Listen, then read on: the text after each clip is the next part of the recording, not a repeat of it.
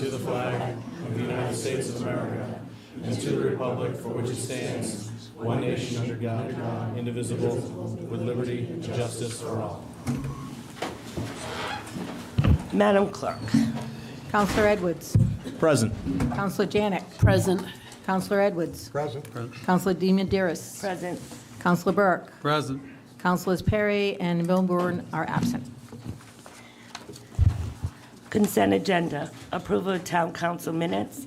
May 6th, special meeting, Counselor Edwards, Milburn and Perry abstain absent. May 8th, regular meeting, Counselor Milburn and Perry abstain absent.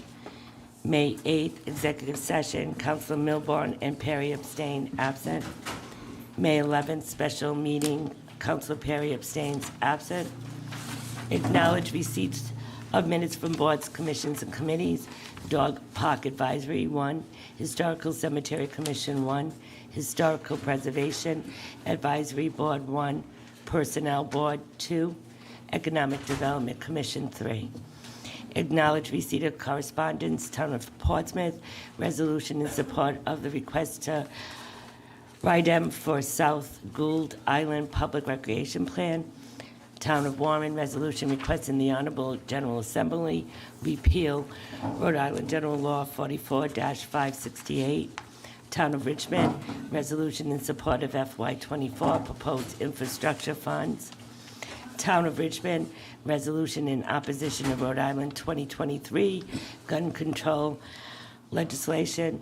Town of Little Compton, resolution in support of enabling legislation authorizing tax amnesty periods for municipalities. Acknowledge receipt and reports. Treasurer Charette, April 2023 budget and revenue report.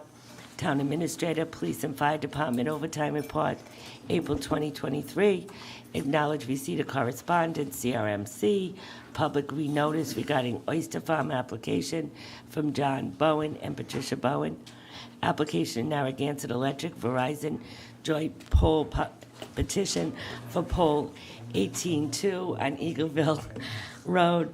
DPW Director Rogers, approval of Rhode Island Resource Recovery Corporation, Tiverton FY24 and FY25 municipal agreement and attachments. Any of the councils like to take anything from the consent agenda? Madam President, John? 4C5 and 4E. Anyone else? Madam President, 4C4. I'd like to entertain a motion to approve the rest of the agenda except for 4C, 4, 5, and E1. Second. Motion's been made in second. All those in favor? C4. Mike. Madam President, I would, as I did at the last meeting, I believe, when a similar piece of resolution from a different town came up around common sense gun laws, opposing them, I would ask that we remove this and not accept this correspondence from the town of Richmond. Do I have a second on that? I'll second it. Motion's been made in second. Any further discussion? All those in favor? Madam President, Yes. just discussion. As far as, and I'll ask the solicitor this, we're just receiving correspondence. Are we, if we vote to not accept the correspondence, what does that do? Nothing really. Nothing. Just that it really has no legal effect. What about if we accept it? It just comes part of the record. It's still going to be part of the So it record. doesn't matter either Right. way? It's kind of like you're showing a sense of opposition, I guess. by doing Yes. so. Okay. Motion's been made in second. All those in favor? Opposed? Forward. C5. John? Thank you. And I'm not going to motion to not accept. I do want to just take this opportunity. It's come to our attention now as the council that the town of Little Compton would like something and is out there actively supporting a couple of bills. House Bill 5602 and Senate Bill 879. And I wanted to gauge the rest of the council's desire to put together a resolution strictly in opposition, given the fact that the town of Little Compton has opposed our resolutions in support of bills as it relates to the Sepauwett Oyster Farm. Mike? Thank you. So just so you know, this is a bill that's being sponsored by the Rhode Island League of Cities and Towns, which is, it's enabling legislation, which will allow, it's not just for Little Compton, it's for every city and town, to allow them to, if they want to, pass an ordinance that allow 2 periods of tax amnesty waiver of interest and late fees for car taxes and tangible taxes. So the car taxes as of today, going forward, we don't have any more car tax, but there's still people who owe car taxes. And I'm assuming there's still people who owe tangible taxes. So that's all this does. It's really not specific to Little Compton. It is a statewide legislation that will allow cities and towns to adopt an ordinance to adopt such amnesty periods if they so choose. So what I'm hearing you say is that if we want to do something out of spite to the Little Compton Town Council, we should find a different bill.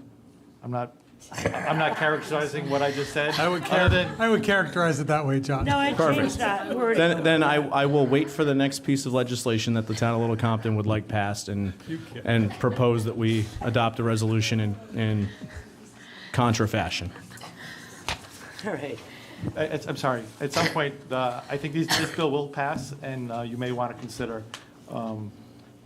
having such amnesty periods. I guess we should probably talk to our tax collector and the treasurer as to how much overdue taxes we do have for tangibles and Yeah. cars. Thank you. Okay, so do you want to make a motion to accept this? I'll make Yes. that moment. Second. Motion's been made in second. Any further discussion? All those in favor? I think Little Compton got your point, John. Oh, I'm not done with Little Compton. They will get my point eventually. Okay. So E, Yes, so it's very clear that the oyster farmers are not going to go quietly into that good night. And this public renotice, I just wanted to bring it to everyone's attention that apparently they are refiling and they are attempting to get the oyster farm again.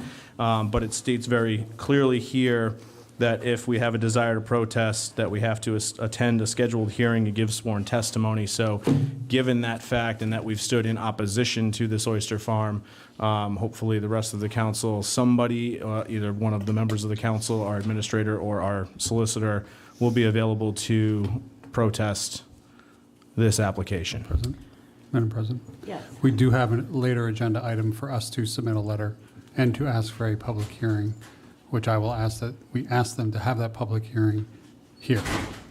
Love it.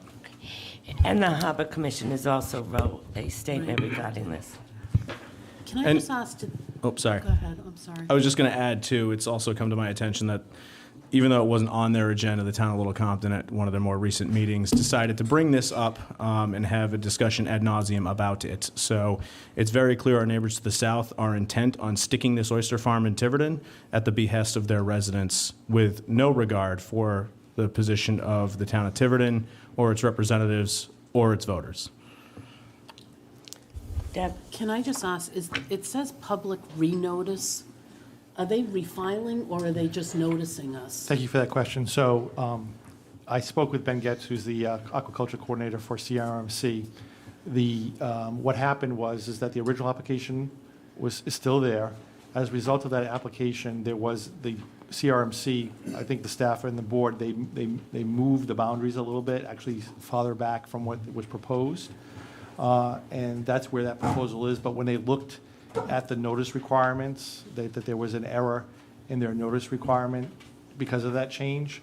So out of abundance of caution, CRMC decided to reopen the comment period and have a new notice requirement. That's the first step, what we're doing right now.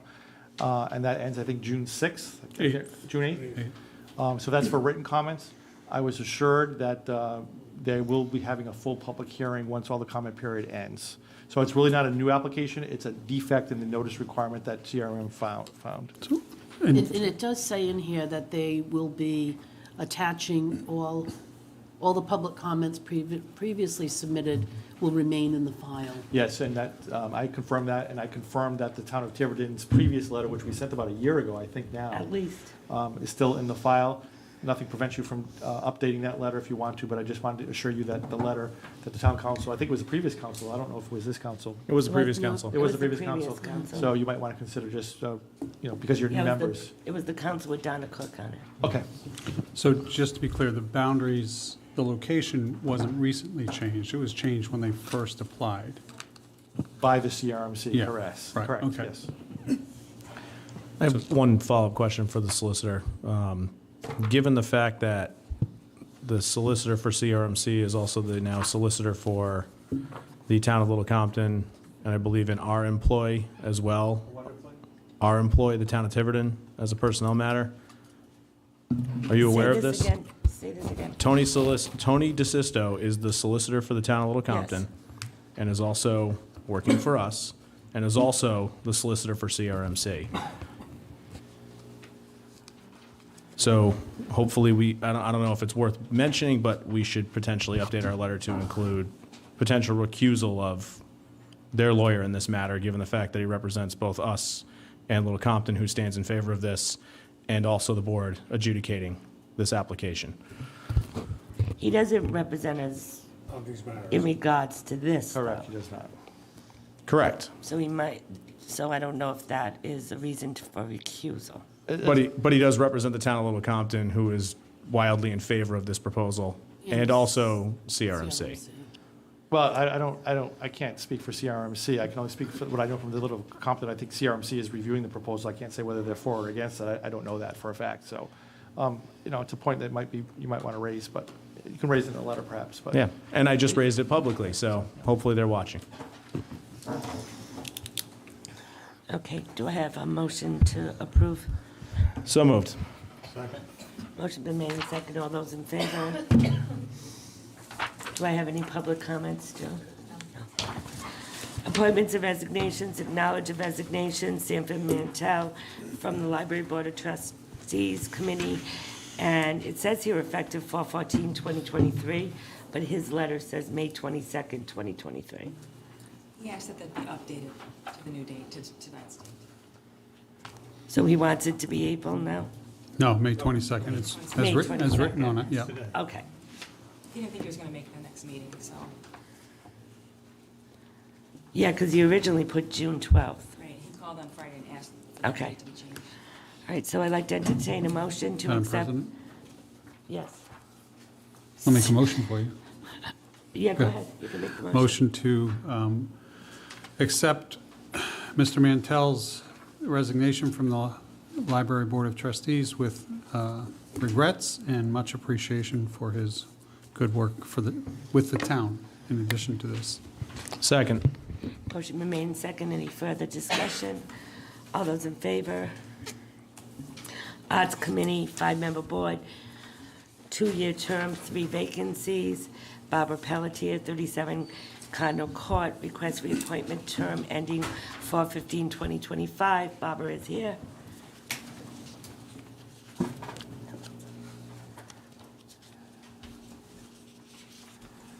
Hi, Barbara. How are you? I'd like to wish my condolences to you, Yes. and I think we all agree with that. I would like to be reappointed because, well, years ago when I ended up to be the one-person arts council with no artistic talent, I sort of, and no ties Yeah, to but the- you're pretty crafty, so like you did, yeah. And no friend ties to real artists to exhibit here. I sort of tweaked the Arts Council in a different direction, thinking that we have talented people who really don't ever get a chance to hang themselves in town hall, and it's an honor. I'd like to hang myself in town. Sorry, it's the way you said that part. Go ahead, Barbara, I'm sorry. And the town is beautiful, so people should go see the town. So I've devised different things, asking people in. You did. We also have included the Historic Commission and had like one exhibit a year highlighting the history of Tiverton, which there's really no other place to say anything about it. So if we've cobbled it along, and last year, well, we just had a new exhibit coming up, hanging up. And the one previous to that was the kids from the high school from the graphics class, which they're extremely talented, and people overlook the fact that we have talent. And I photographed those, the parking spots that the senior students paint. I mean, imagine in August, throwing yourself onto the asphalt and painting something that actually looks very nice. So, if you're okay with having the Arts Council that way, I'm very happy. You also do a lot of children's projects. You also do a lot of stuff for the children during some of our special events. Right, yes. Our Christmas events, our Halloween events, you've done it at Right. Celebrate Tiverton, which I think is great. And I baked 350 sunflowers. I know. And it's I remember not like that. using cookie dough either. I remember and that. that was very popular because people were very happy to randomly find a sunflower dated 22. So this year I'm doing butterflies, and they'll be 23. And you can hang it on your holiday tree. You've also done the scavenger hunt around town, isn't that Yeah, correct? well, part of it is a scavenger hunt because some of the butterflies. Yeah, but don't you remember the other, finding historical Yes. buildings? Remember you Yes, did yes, that, and we had a did that, yeah. contest? We had a coloring page. Yeah. So if I think of something, I'll You try do. to incorporate it and make a go of it. We're about to have later on this summer, Doug Finglas took pictures of Tiverton at dawn. So we'll have a series of pictures of Tiverton at dawn, Which is great. and I think the town is so beautiful that we should encourage. And we don't see it because we're busy. Any questions for Barbara? No, I just want to say you are very artistic. You don't give yourself the credit, but you really are. Oh, I paste and I staple and I photocopy. Barbara, I just want to, thank you for your passion, and also take the opportunity to remind people that right now you are a committee of one if we reappoint you, when we reappoint you, so we do need some additional folks to work with you.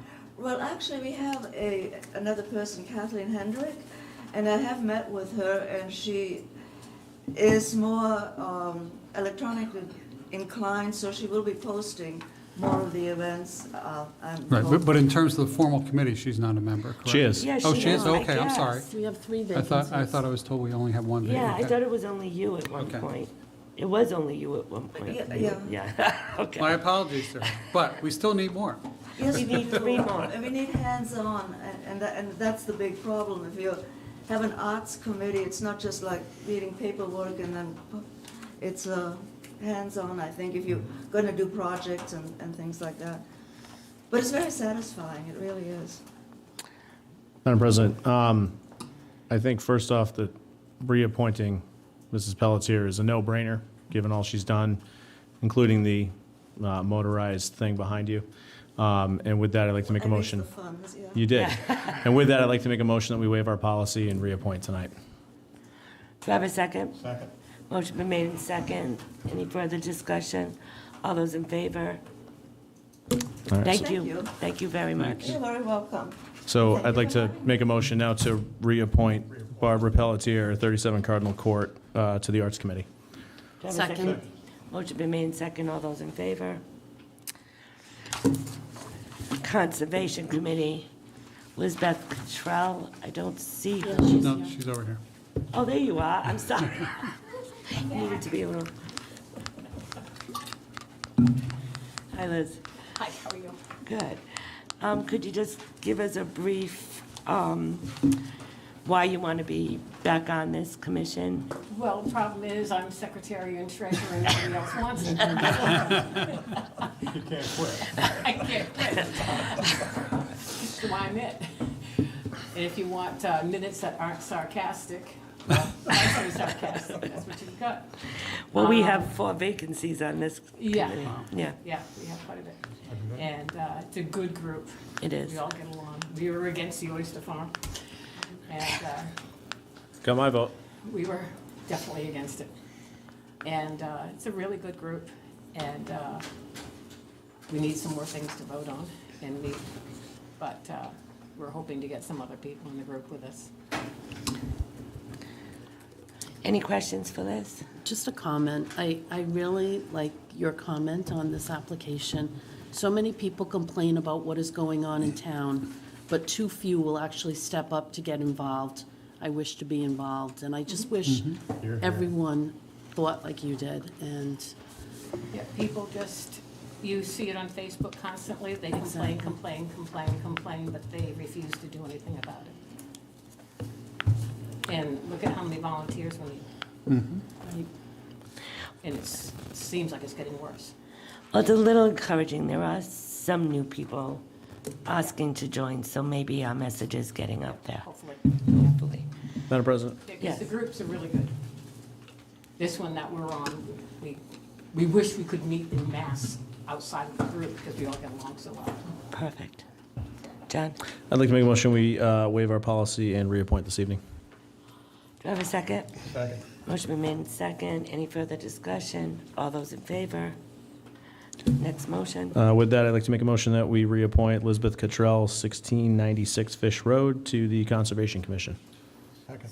Oh, with the term extending. Yeah, I'm sorry, with the term ending 4/15/2026. Second. Motion been made in second. All those in favor? Thank you, Liz. thank you. Budget Committee, Brendan Andrade. Is Brendan? Said he couldn't make it tonight. Okay. We'll come to our next We'll meeting. just table it to the next one. Just remind me. I don't need a motion for that. All right. North End Industrial Business Park Advisory Subcommittee, 4-member board, 4 vacancies. I made a statement a couple of weeks ago. I wanted people to come and join, and I guess it worked because we did get 6 volunteers. Well, 5, actually. I want to thank everyone who's here. The first one on the list is Jamie Robin Fritch. What? Didn't we interview you already? Did we already interview you, Jamie? Yeah. We already interviewed No, you. we didn't? No, No. never mind. I thought we did. It was Mike that thought that we. I'm losing it tonight. Jamie, why don't you sit down? You want me to? Oh, it'd be more comfortable for you. All right, then don't. Your choice. I thought I was gonna be nice, but.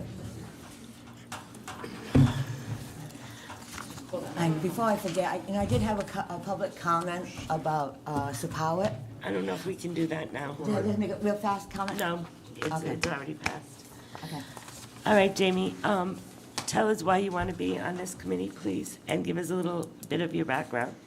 I grew up in North Tiverton, and I have spent every year of my life here, even if I didn't live here during the entire time. My parents always lived here, and there's been a lot of changes in the north end of town. It was, when I was growing up, it looked just like the rest of Tiverton looked like, until there was a forced commercial district change and began taking out all the historic homes and taking out the woods and putting in just strip malls and businesses, and it's not going in a direction I think it should be going in.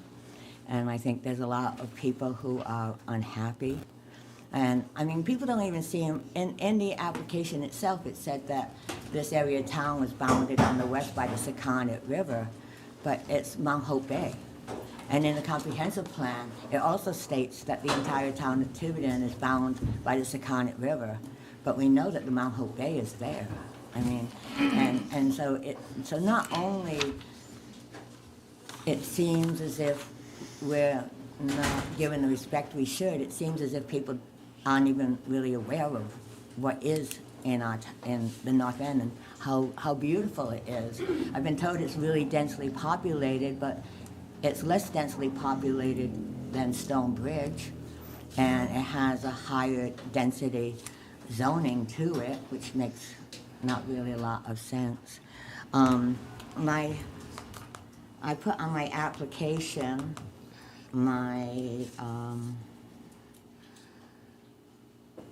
what I have volunteered in the past.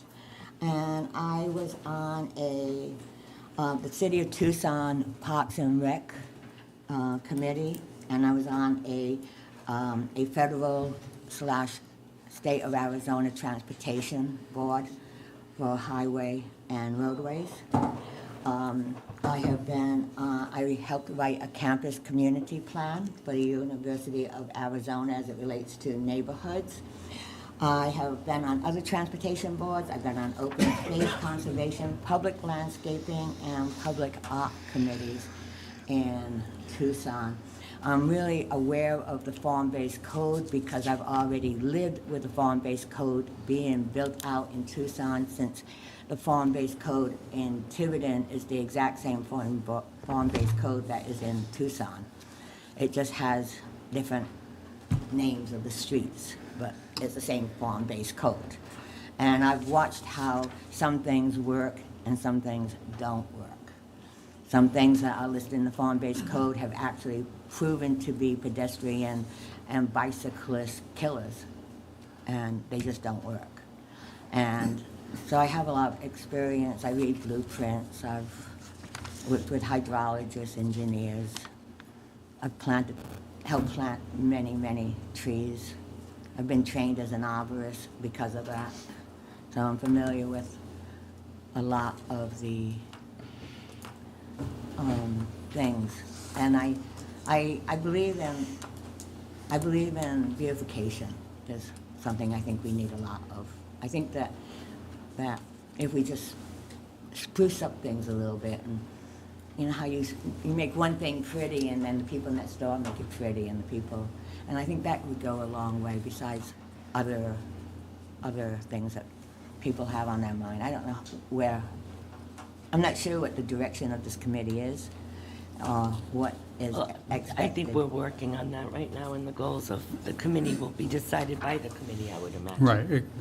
But to be clear, we were clear that this is not a committee that's focused on zoning, changing zoning laws. There might be some things that come up, but there will be a different committee that's focused on zoning. Right, I saw that there will be a zoning. So, yeah, that's why I'm not really sure of the direction that this committee will take, because you never know until you get everyone together, right? Right. All right, thank you. Any questions for Jamie? Nope. Thank you. Thank you. Jamie. Oh, I did want to say, if there's five applicants, can't you just make the committee 5 people? Can you make 4 people and a alternate? A No, we voting just- alternate? If the We other- decided to do it this way for quorum reasons. Right. We're not going to be changing that, I don't believe. Oh, and one more thing. I do think it's important that I saw that there was one person from Christopher Ave who had wanted to be on this committee, and the other people were from North Tiverton. I'm hoping that the person closest to the industrial park on Christopher Avenue does get selected, because I think that it's really important to have someone from that neighborhood on this committee. Thank you, Jamie. Thank you, Jamie. Thank you. Cheryl Valentine?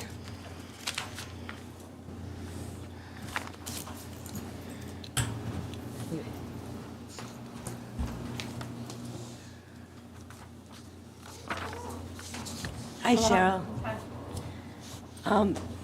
The same, just give us a little bit of a background and why you'd like to be on the committee. Sure. I spent the first 20 years of my life in North Tiverton. That's where I grew up. Most of my relatives, my extended family, still live there from Hilton Street on down to the end. I am currently living in the neighborhood closest to the industrial park. I live on North Christopher Avenue. I've lived there for the last 25 years. I've researched both areas. I've been involved in different things. I've read the comprehensive plan. I've researched the zoning. I've attended the last, I think, 5 or 6 economic development commission meetings to get more involved and to start that process. And I want to contribute. I want to be part of the planning for both areas. I understand North Tiverton. You know, I've walked that area, rode my bike there, waited for bus stops, that whole thing. I understand the area, and I also understand the industrial park. I've been part of business, for the last 30 years. I've developed strategy, business plans. I know how to make goals, how to meet those goals, how to work as part of a team, how to research projects independently, and I'd love to be part of the process. Any questions for Cheryl? No, not a question, but I appreciate your coming to the EDC meetings and really trying to roll up your sleeves and learn things, even though you're not a member of that committee, because not very many people come to that committee. And it's needed. It's a needed committee. Thank you, Cheryl. Okay, thank you. Thank you. Brian, go. So Brian, now I know why I was confused, because we had you do your presentation on the Prevention Coalition last week, and I saw you something. We did talk. Yeah. Okay. Thank you. Hi, Brian. Hi. Just tell us a little bit about yourself and why you'd like to be on the committee. Okay. I've lived in Tiverton for a little over 20 years now. I'm a newer resident to North Tiverton. We moved there about 5 years ago. Previously, we'd lived in the area here. I worked in education industry, and now I'm working in a nonprofit. Also, my husband is a small business owner in the county here. So I've got a wide range there. I stepped back from full-time work in July. Good for you. And took about 8 months off, which was lovely. But now I'm back and doing part-time with the Tiverton Prevention Coalition. Interested in this committee because I do believe there's a balance between preservation and progress that I think we need to examine. I think I would bring great facilitation skills to the committee. That's what I spent my life doing in industry, working at various levels. So, and working with various contingencies and constituencies. So, Good. all right. Any questions? Mike? No? Thank you, Brian. Thank you. Thank you. Andrea Souza, 177 Hilton Street. Hi, Andrea. Hi, everybody. Andrea Souza, and I currently live on 177 Hilton Street. I've been a resident of Tiverton for the greater part of 30 years, and I've actually had the privilege of living in almost every section of Tiverton. So I started off in the north end, moved to the south end with my parents, and then for the past 13 years I've been in the Stonebridge area, and just recently now I'm back in the north end. So I think I also bring a unique perspective in that I can see how the north end would fit in the whole comprehensive plan of Tiverton. I do agree that it does, I think, need some beautifying within the zoning plans. Also, as part of my background, I actually am currently a law student, so I'm very good at researching and looking up the laws and the legal system and how that works, which is an important thing to know when you're starting to get into these types of fields. So I think it's just important that there is a lot of potential for the north end to be, as it is now, as a good business section, but also be a more vibrant area. I like to see it become a little bit more vibrant, and maybe even just some beautifying that's not going to be overly expensive, not going to be an massive overhaul, but I think would make it look a little bit more modern and a little bit more part of what we would like to see Tiverton be. And as Jamie said, like some beautifying, I think it definitely could use that. So I just like to bring all my experience of being in different parts of Tiverton and seeing it become more cohesive and less of a divided North Tiverton and South Tiverton. I think there's room for each side to come together and work a little bit more and have those varying opinions on how to make the north end and the industrial park work for the town and bring everything together and kind of make it a more cohesive plan. Any questions for Andrea? Madam President? Yes. Not for the applicant, but for the solicitor.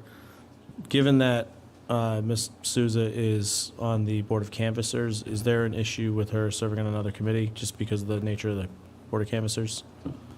I don't believe so, but I'd have No, to I check, don't- double check the I charter, don't but I see don't All think right, so. If anything comes up between this and the board, I will be happy to recuse myself, Mr. Edwards. Okay. Yeah, the board is appointed, and Correct. so is, this is appointed, so it's not an elected Oh, it's only official. elected, yeah, I'm sorry. Yeah. Yeah. I think you're So I okay. don't- I I'll double don't- check the charter, but I think. Yeah, think I Councilwoman's just right. want to make sure of that because, like, for instance, we can't have, like, town employees Right. serve on board, Correct. so, But also, if she was an elected official, it'd be. a Yeah. Right, different- if I was elected, I wouldn't be up here. okay. Thank you. Thank you, Andrea. You're welcome. Ian Lawton. This could go on.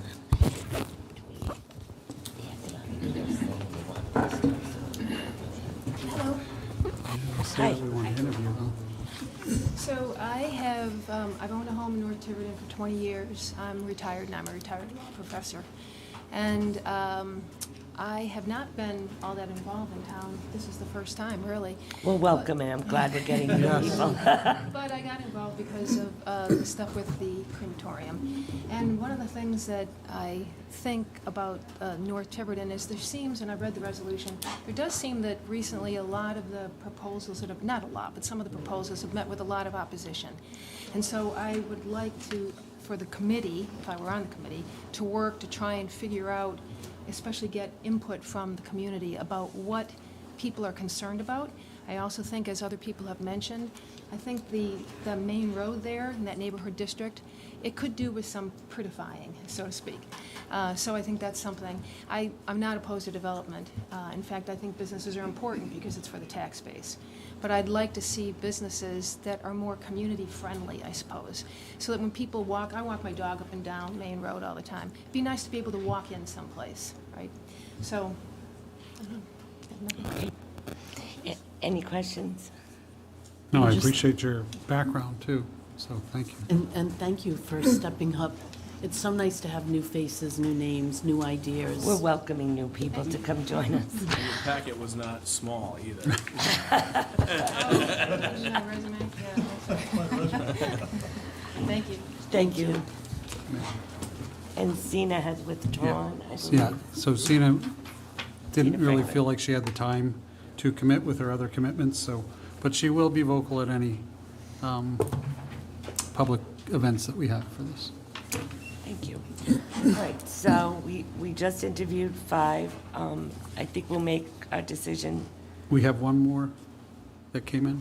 We have one more applicant tonight. that came in today. All right, and we're closing applications now for this. Do we need a motion to do that? Do we need a No? motion for Okay. that? No, okay.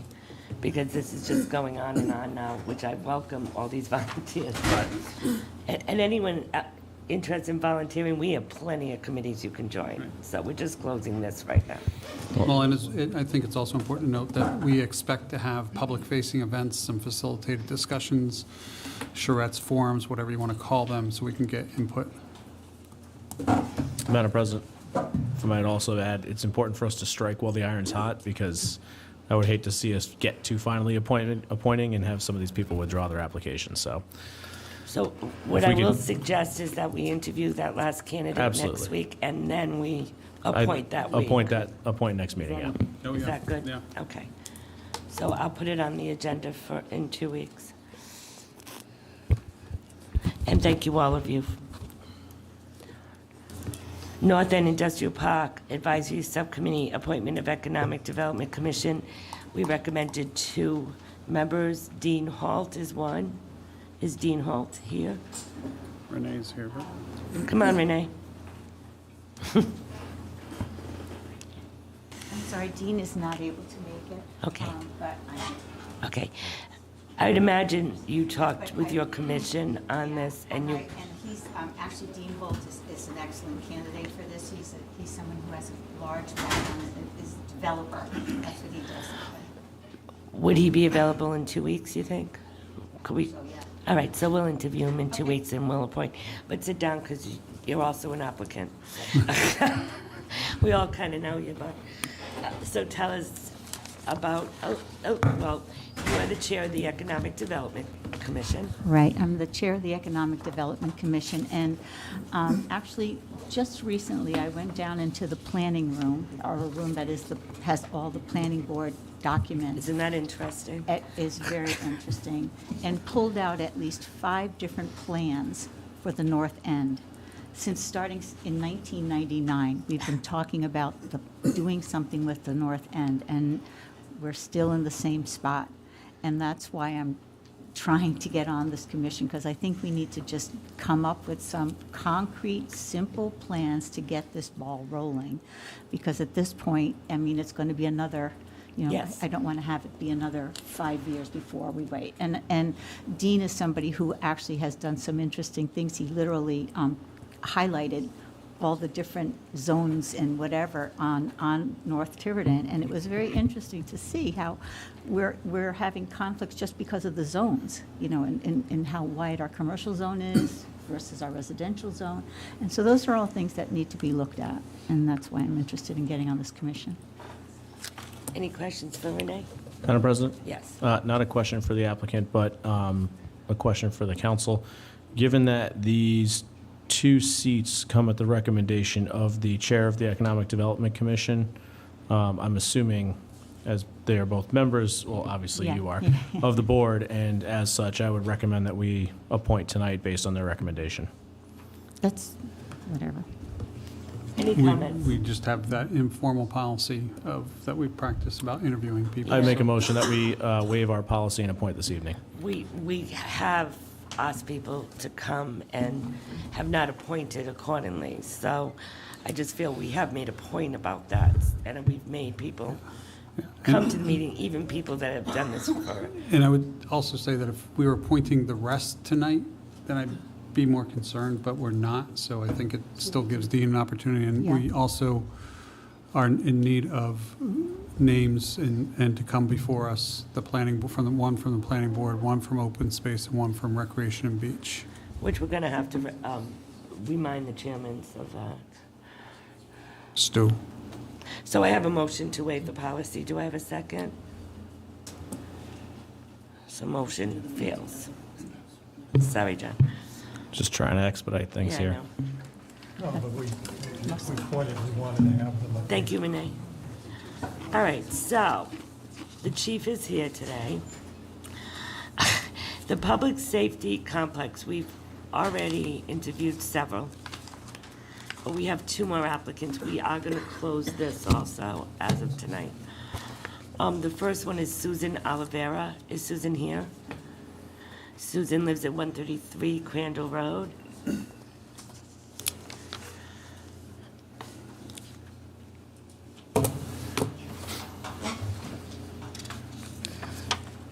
Hi, Susan. Hi. You can give us a little bit about your background and why you'd like to be on this committee? A little bit about my background. Okay, so I'm born and raised Tiverton. I grew up behind the Coachman, and when I had my son, I was looking for places to live, looked around neighboring communities, and decided on Tiverton.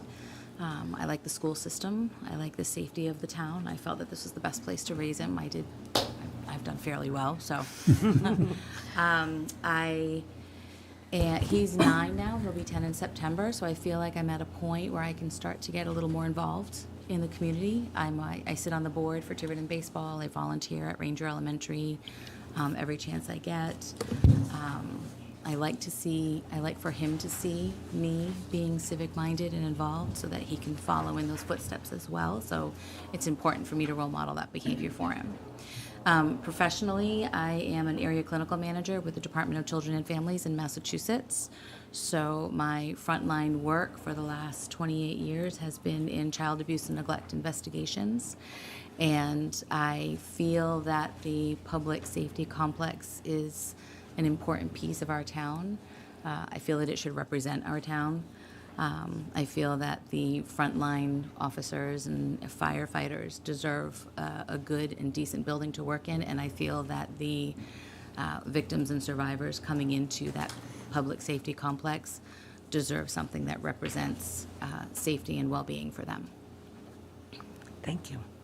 Any questions? Not a question.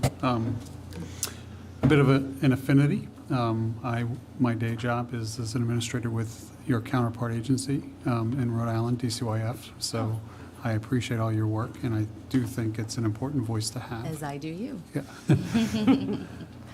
Thank you. Thank you, Susan. Thank you. No other questions? Okay, thank you. Thank you. James Yu, 147 Budway. Is James here? Have we heard from James? Jeannie? He didn't respond that he wasn't able to make it. I asked all the applicants and let me know if they weren't able to. Okay. He didn't reply. Okay.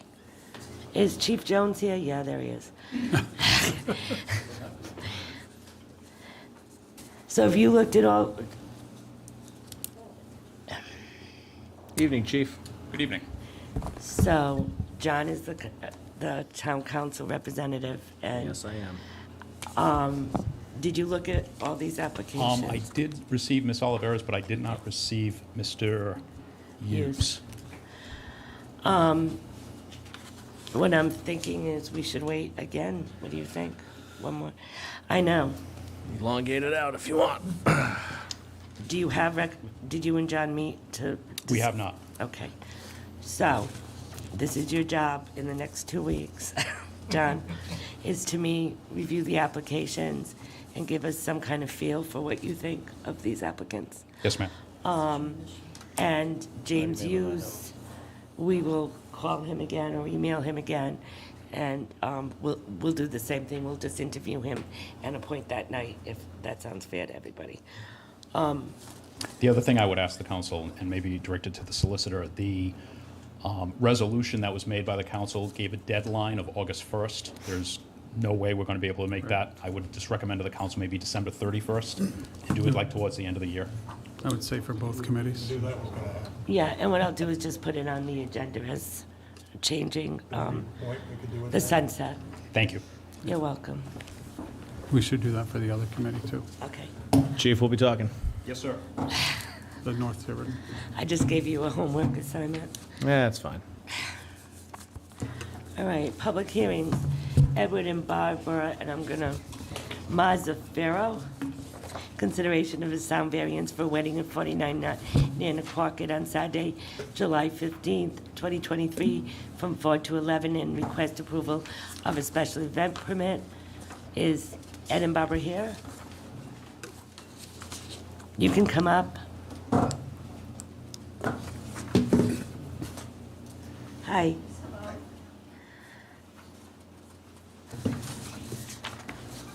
You can just sit here. So is this your residence? Yes. Okay. Want to tell us a little bit about it? About what? The event. The event? Wedding You celebration. wrote it as like a house party, but it's actually a wedding, right? Well, it's kind of a family reunion for a wedding that took place a month ago. Oh, okay, all right. Confusing. It's okay. So you're gonna have a tent on the property? Yes. And about how many people? 100? Mm-hmm. And my favorite band is playing. Just thought I'd say that. They're actually playing Saturday night. I at know, I'm Grinnell's going. Beach. Okay. What else did I want to ask you? Parking. So the parking is on your property? Yeah. Okay. Any questions? The tent's on the tennis court. Right. You had a wedding within the last year 2 years. with all the fireworks and, Oh, that's right. yeah, and that all went, lots of details to that, and that all went really well. And I saw lots of pictures later. It was beautiful. It was. Thank you. And now you're having a party. This is our last one. Okay. It's over. Okay. So the tent, of course, has to get the permits and everything, but you're working on that, Yes. right, Joan? Oh, you know what? The caterer was going to do that. Oh, The yeah. tent permit, yeah. Okay, As long as somebody gets it. As Yeah. long as somebody gets it. I'll be sure, yeah. okay. Any other questions? No, I think they did a great job last time. so I forgot thank you're the you. one that Sure. did that wedding. Let's go down there and watch the fireworks, and I didn't. We're all better. All right, yeah, I'd like to entertain a motion. Oh, public hearing. Thank you, Joan. I'm opening this up to the public now. Any comments from the public on this matter? Any comments? I'm going to close the public hearing now. I'd like to entertain a motion. Madam President? Yes. I'd like to make a motion to approve the sound variance for the wedding/house party at 59 Nanaquaket Road on July 15th from 4 to 11 p.m. and the special event permit as well. Do I have a second? Second. Subject to meeting all legal requirements. Sure. Any further comment? What? 10 o'clock remain.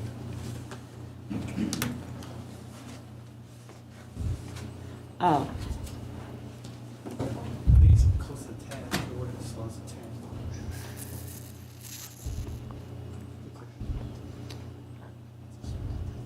you might be right. I thought you could get a variance to stay later.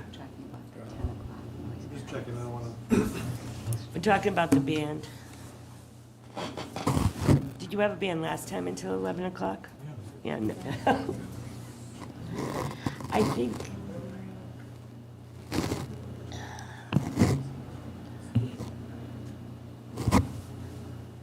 Sorry, I just have no time.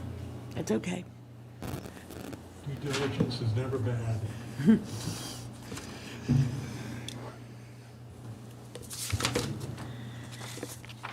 What did I say? Oh, this one, okay. My drink. This other appointment's up too.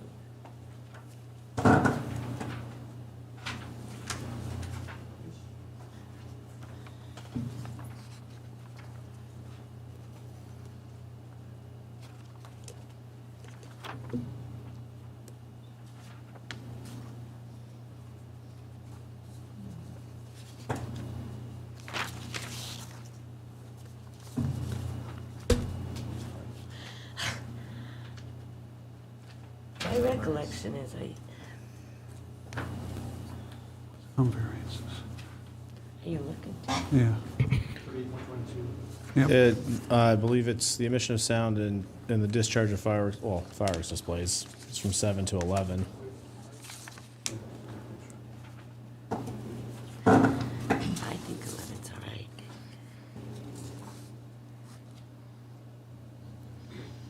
It's under, Fireworks is to 11, but the Depends on the decibels.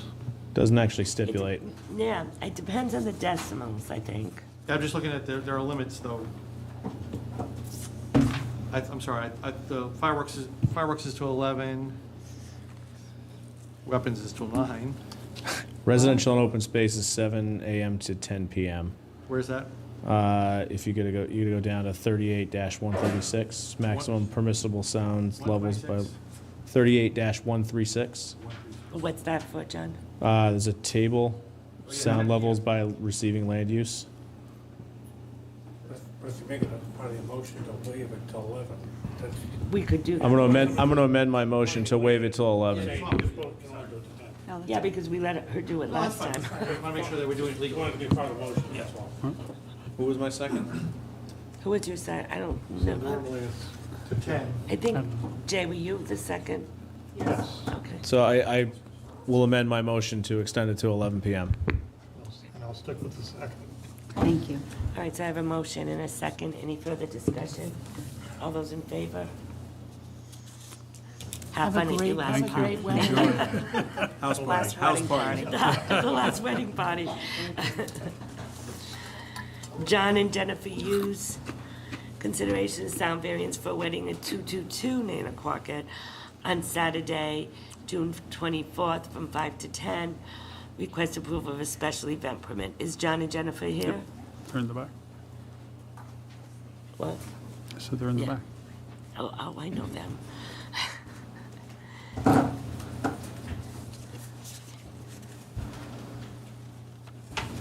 So yours is a wedding, not a house party? Last one? Yeah. No, it's not even, it's up, down. What? It's our God. Oh, okay. Can you pull the mic close to you, Jen? Thanks. So, will you be having a tent also? Yes, and they were there. They're already, it's Pranzi. They've already informed me that they do. I've gotten all the other permits, and they said they take care of that. Okay. And I was told about the inspection. The fire- Yes, yeah, the fire marshal has to inspect it. And portable restrooms you're doing. Yes. And the parking, So the parking will be on our property, but there will be some overflow probably on the road. how many people are you expecting? About 100, she tells me. So there is the bride has, they have one of those websites now, the Knot or whatever. So people have already been informed that this is a residence. They're encouraged. I was at a bridal shower Saturday, and people are taking car services and to consolidate cars just to be, we can probably, how many cars? Probably about 40. Probably around 40. And on our property alone. Well, people are gonna come more than one in a car, so. Right. I mean, you don't need Well, 100 vehicles. you usually do, four per vehicle. Right. So. And the family is from Tiverton, so they're like the mother of the bride and father of the bride, they all live in Tiverton, so they're already aware of, and they've done a wedding somewhere else in Tiverton during COVID, so they know we're just letting them use our backyard. I'll open the public hearing. Is there any comments? Any comments regarding this event? I'll close the public hearing and entertain a motion. Madam President, Hi, go ahead. I'd like to make a motion to approve the sound variance for the wedding at 222 Nanaquaket Road on Saturday, June 24th, from 5 to 10 p.m., and the special event permit, subject to meeting all legal requirements. Second. And add to that I think that the fire inspection of a tent is the most obscene thing ever in our fire code. I'm not seconding that. I'm not The seconding exits that. are everywhere. No, but you do understand it's. I do understand it's fire code, yes. I just think it's ridiculous. Well, it's if they're going to have a heater there. Danny actually has them put on the heater to make sure. It's that- June 24th. Well, I know, but I'm just saying, that's the reason. Remember Saturday? That's the Yeah. reason. I'm okay. It's state code that he has to adhere to. Yeah. I understand my commentary that state code is out of control. All right, so I have a motion and a second. All those in favor? Thank you. Thank you. Thank Have you. fun. Have a great wedding. Evelyn's Nanaquaket Drive-In, Jane Bitto, consideration of sound variance for singing out against hunger, 233 Main Road, on Friday, August 18th, 2023, from 12 to 10 p.m., and request approval of special event. Hey, Jane. Hey, Jane. Hello, everybody. Hi, Jane. So exactly the way you've done it forever. Yes. Okay. Yep, it's the same way, nothing has changed. Right. Are we still going to have the police there? Yes, I already called for a police detail this week. Perfect. This is our 21st year of singing out against hunger. And how Remind much, folks, yeah, go ahead. What? You were going to ask the same question. and how much money have you raised? Oh, gosh. I am not the secretary. I knew the answer at one point, but I don't remember. It's somewhere upwards of $250,000. Yeah. Thanks, Lisa. I thought it was somewhere around there. All right, any questions for Jane? No, so we do, again, have 10. Yeah, but it's a We tent have that's a always tent that's there. already existed, Yeah, and it's we a have tent it that's all always there. inspected and all that. Yeah. I'd like to open up the public hearing. Any comments regarding this? Any comments? I'll close the public hearing, entertain a motion. Madam President, I'd like to move approval of the sound variance for singing out against hunger at Evelyn's Nanaquaket Drive-In at 2335 Main Road on Friday, August 18th, 2023, from 12 noon to 10 p.m., and also the approval of the special event permit, subject to meeting all legal requirements. Second. I have a motion and a second. Any further discussion? All those in favor? Thank you. Thank you very much. Yeah. It's amazing. Coastal Roasters, Lisa Machado. Consideration sound variance for singing out against hunger, 791 Main Road, Sunday, August 20th, 2023, from 9 a.m. to 2 p.m., and request approval of special event permit. Same thing we've done for years. Same exact thing. So James will be on Friday and you're on Sunday. Sunday, right. And I looked at the calendar, there isn't anything August 20th, because sometimes it's kind of congested down there. No, I tried Yeah. to avoid stuff, but I'd like to open up the public hearing. Any comments? Any comments? I'll close the public hearing and entertain a motion. Madam President, I move that we approve the sound variance for Sing Out Against Hunger at Coastal Roasters on August 20th from 9 to 2 p.m. and the special event permit, subject to meeting all legal requirements. Have a Second. Motion's been made and second. Any further discussion? All those in favor? Perfect. Thank you. Thank you. Board of Licensing. Anyone want to try to sing? Harekrishna. Harekrishna, yeah, you're right. DBA Pop's Pizza, 77 Tiverton Casino Boulevard. Request approval of victualling license, subject to meeting all legal requirements. This isn't a new license, is it? You've been there, right? Yes, it's a new one. Oh, it is a new one, okay. But it is an existing business, so we just took over from the casino itself. Yeah. Any questions? Madam President, Yes. I'd like to move that we approve the victualling license for Harekrishna Incorporated, DBA Pop's Pizza, 777 Tiverton Casino Boulevard, subject to meeting all legal requirements. Second. Motion's been made in second. All those in favor? Yep, That was hard, huh? that was good, huh? You waited all this time. Rocket docket. State Line Tobacco, K. Patel, 29 Stafford Road. Kanaijalal. Request approval of fireworks license, subject to meeting all legal requirements. Hello. Yeah. Is it Kanaijalal? Yes, There was a typo actually. It's Kanaijalal, but it's okay. K Patel is fine. I took a swing at it. Yeah, there was a misspell. It's okay.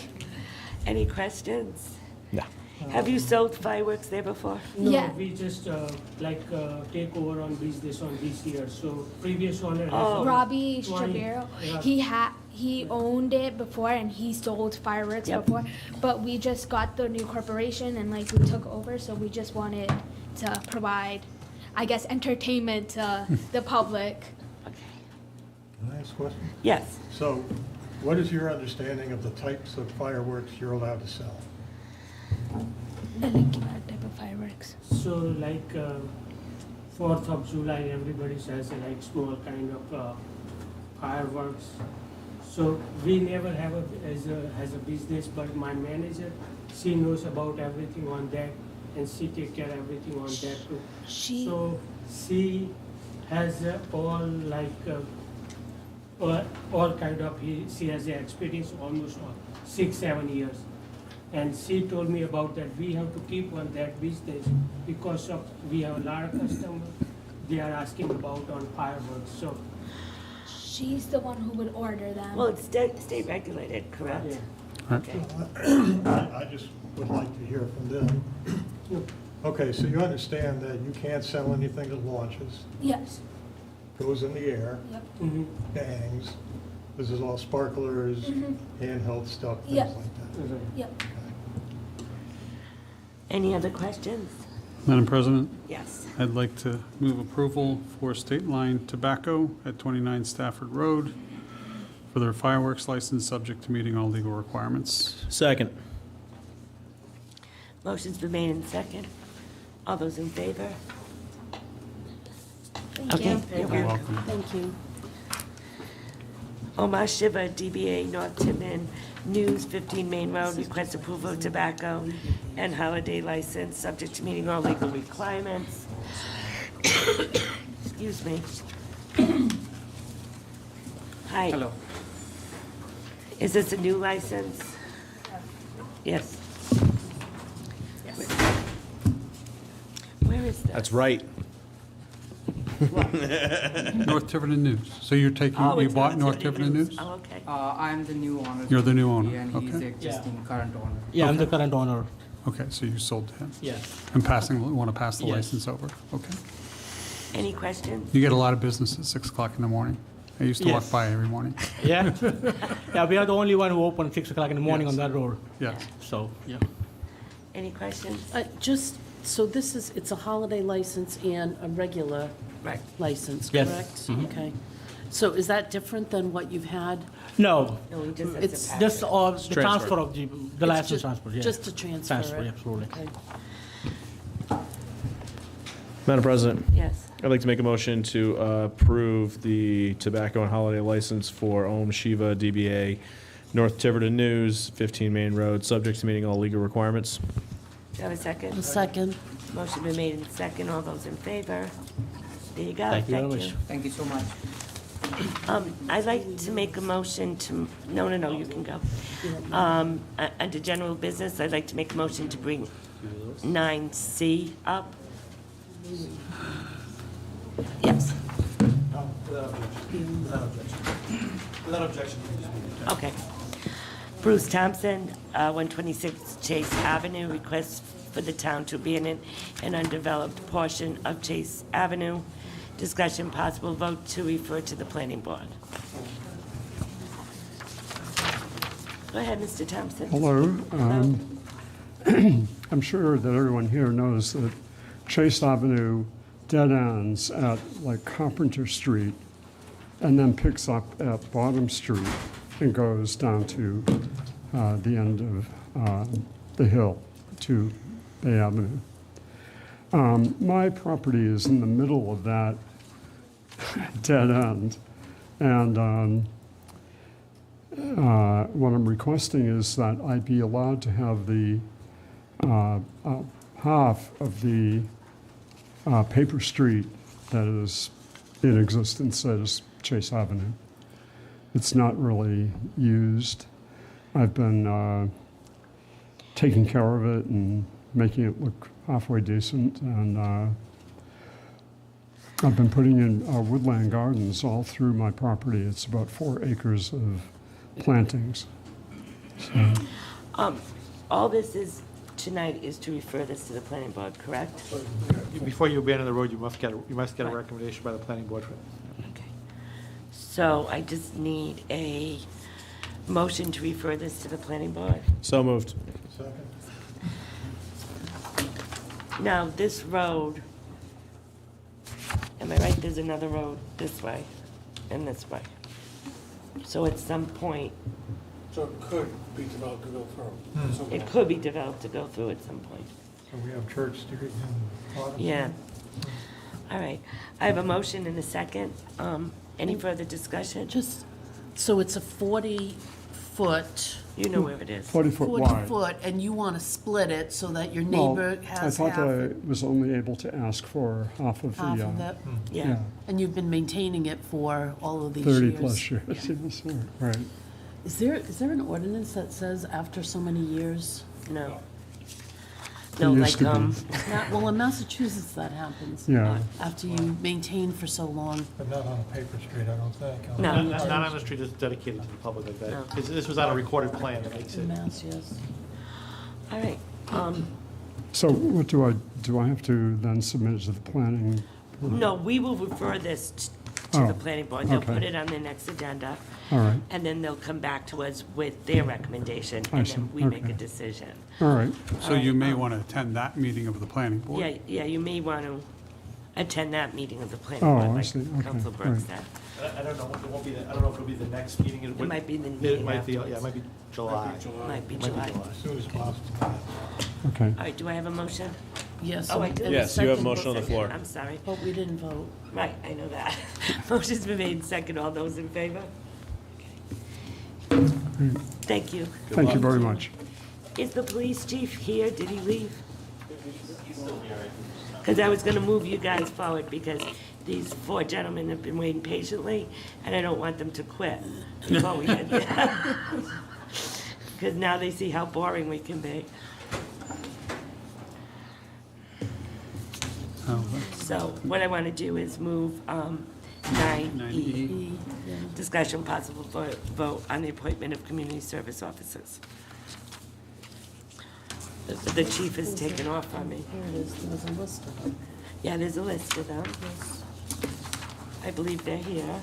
Get a copy of those. I'd imagine you want to meet them also, say hi. But the police chief wanted to say something. Should I? You can just go run outside and see who's out there. Well, they went No, and got that's him. what, John went out to get John him. went and got him. Here he comes. Here he comes. I know, you were way down, but we brought you up. Because like I said, I don't want them to quit before they even stop, because they sat here through this. Okay. And we're not worried about Mike Dakotas, he's going nowhere. Yeah. Yeah, we're ignoring Mike and Stu and all of them right now.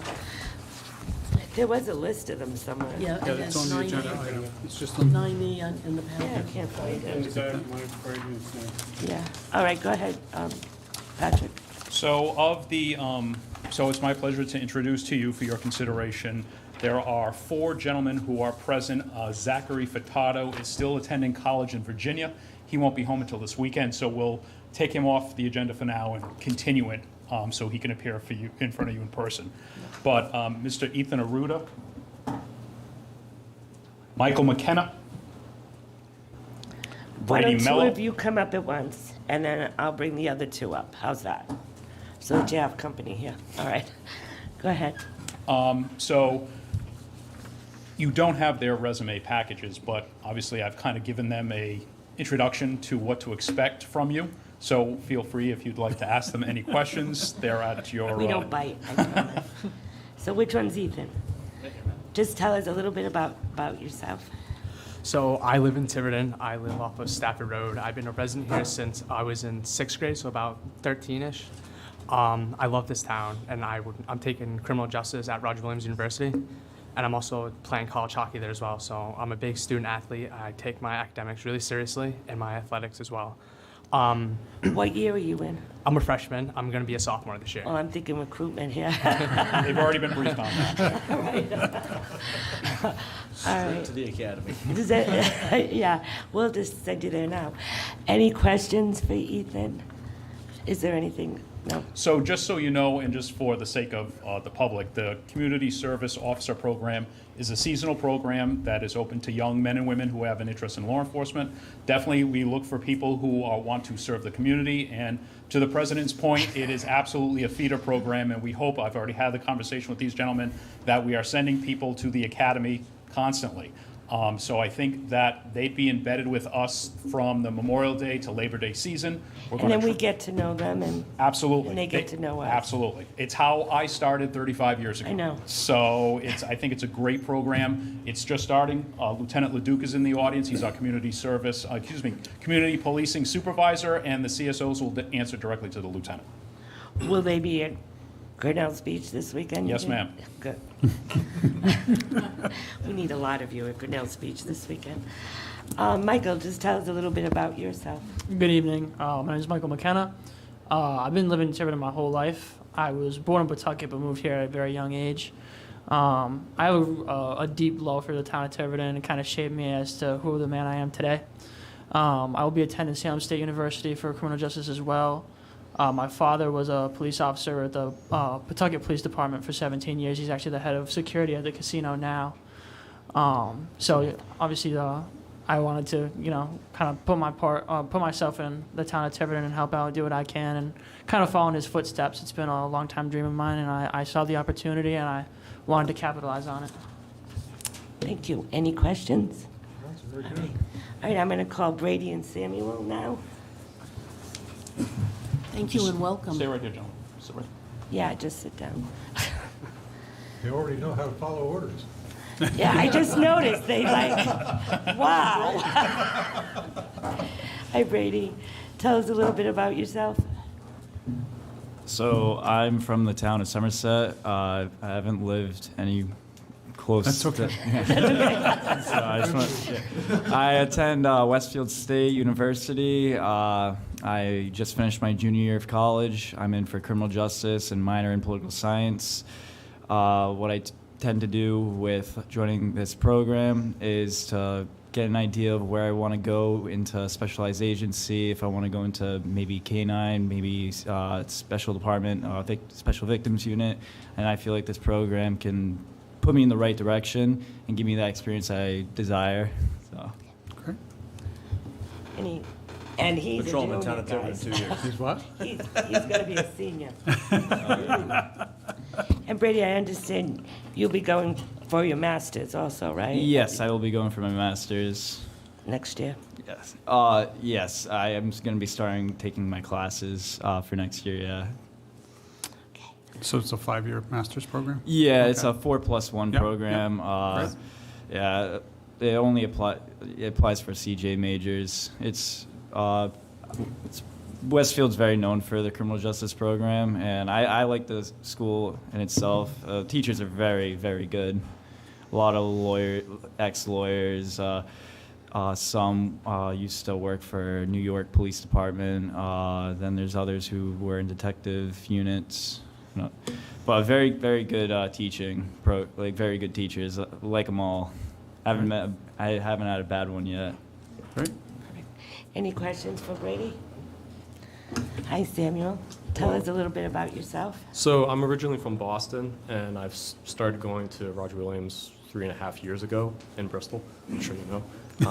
And then I recently, in January, moved to Tiverton, and it's I like it a lot. I hope to live here at least for another 1.5 years. I'm in a 4+1 program, obtaining my master's in criminal justice, and so I hope to stay here for at least another 1.5 years at the minimum while I obtain that, and hopefully I'll get a further opportunity with the Tiverton town in some way. How about 25? I would say about 25. You haven't told them part of this deal is they have to apply when they graduate? Well, I'm sure he's talked to them about this. They're all looking for jobs. And the education incentive also came up as well.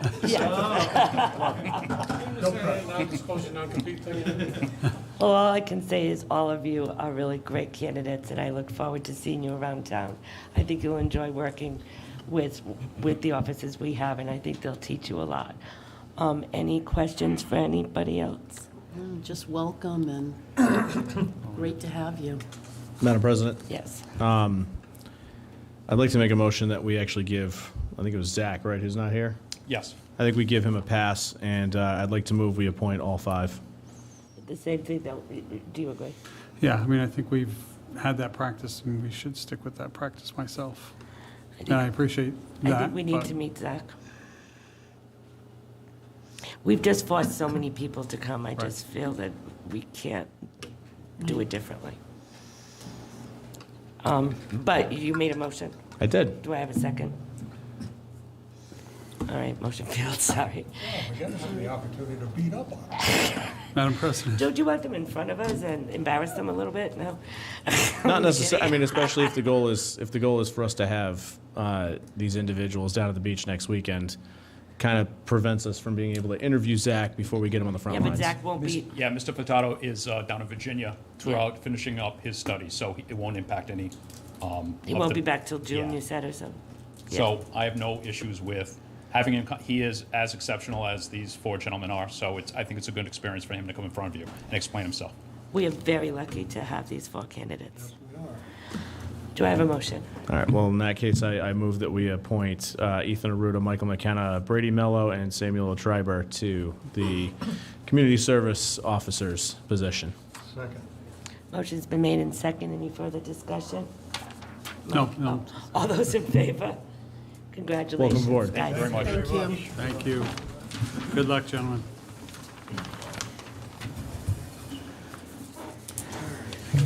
All right, Mike, I know I put you off long enough.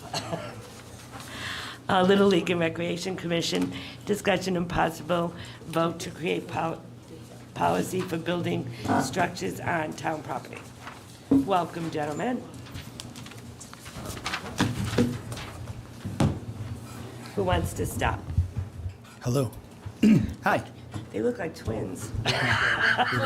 Told you. You guys go to the same barber? Hey, I shaved. That's not nice. Trying to get people to I'm think we're sorry, not I the can't same see person. this. Dude, you can just leave him. He took his glasses off. I don't have a beard. You're all so lucky this is live. I'm abusing you right before you do the big thing on Before we Saturday. ask for something? Yeah. All right, go ahead. Mind if I go first? Okay. So I attended the Recreation Committee meeting a couple weeks ago, had a great discussion about private buildings, anything going on public property, things like concession stands, storage units, even a rollaway little dumpster for trash so we can throw things in. And Stu and I have talked before, and I think it makes sense to try to get some guidance from the council to see how this works. So as a example, this year there's a new baseball league in town. So when we did the permitting, when you give a field to a baseball organization, sometimes the concession stand or something else might belong to a private entity like Little League. So it's kind of hard to decipher how we work those things out. So I think in the future, to make it easier for recreation, I think is to get a policy that can be worked on through the council, through recreation, maybe put in stone, so we can figure out how that works. So just as a representative for Little League, for example, the town did a great job redoing Southfield behind the fire station, but the actual old concession stand has been rotted out. It's got rats and everything else. It needs to be removed. And before we build another one, we have to figure out who's going to put it there, who owns it, who has use for it. What if we build it as Little League, but then next year the other baseball league gets a permit for the field? It's sort of a weird situation. So I'll also let Stu speak on the Rec's point of view. So I really don't have much else to add other than there's a history of facilities of different types being put on public land. And how that occurred, I think predates most of the council. It definitely predates recreation. And so, as Mike said, what we're sort of looking for is some guidance on how do we determine what the steps are to make that happen. I think if it's something where recreation owns it, it becomes a lot clearer. But there's a lot, there are a lot of leagues like Little League and others that are willing to contribute. But again, we could use some guidance from the council, either now or in the future, on how we should potentially proceed. Yeah, I'll let you speak in a minute. We discussed this a little bit at the agenda meeting. My feeling is we don't want row houses down at the recreation where everybody owns a separate building that serves the same function. So if we could, and Stu and I talked about this too, if we could have every league contribute a little bit of the money to put it up, we probably have a better building if we did it that way. And then we all share it. And it would be under recreation to make sure that there's no double booking, but there wouldn't be, would there? I think it depends on what the particular facility is. So if you look at Town Farm, for example, for right now, there is a facility there that my recollection is it belongs to Tiverton Soccer and always has as far back as you can. I do think there have been discussions with the different leagues as they've come forward and used our facilities about contributing to it, and there are different ways that they do contribute now. I mean, I'll commend Little League. They've taken care of some of the facilities, like the field. Men's softball has a long history of contributing in this town. So I think a lot of the leagues are. It's just a matter of having the conversation with them to figure out how that might come about in a more formalized way. Jay, do you? Well, I think one of the things that needs to happen certainly is you all get together under the umbrella of recreation and decide what the needs are, but they need to be shared. I don't know how you're going to do that, but personally, I think they need to be shared. The other thing is that any buildings or structures that get put up need to be inspected. There's buildings down there, pretty obvious, they were just sort of put up. They're not anchored. You know, electricity may be run into them. I'm not sure how good that is. They don't have water. It just goes on. So I guess the procedure would be you determine a need, you bring it forward, we approve it. The building inspector weighs in and decides what it can be, where it can be, how big it can be, gets inspected properly, built properly, anchored, all of that. So right now, you want some input on a policy. But what I was thinking is, why don't we do a committee?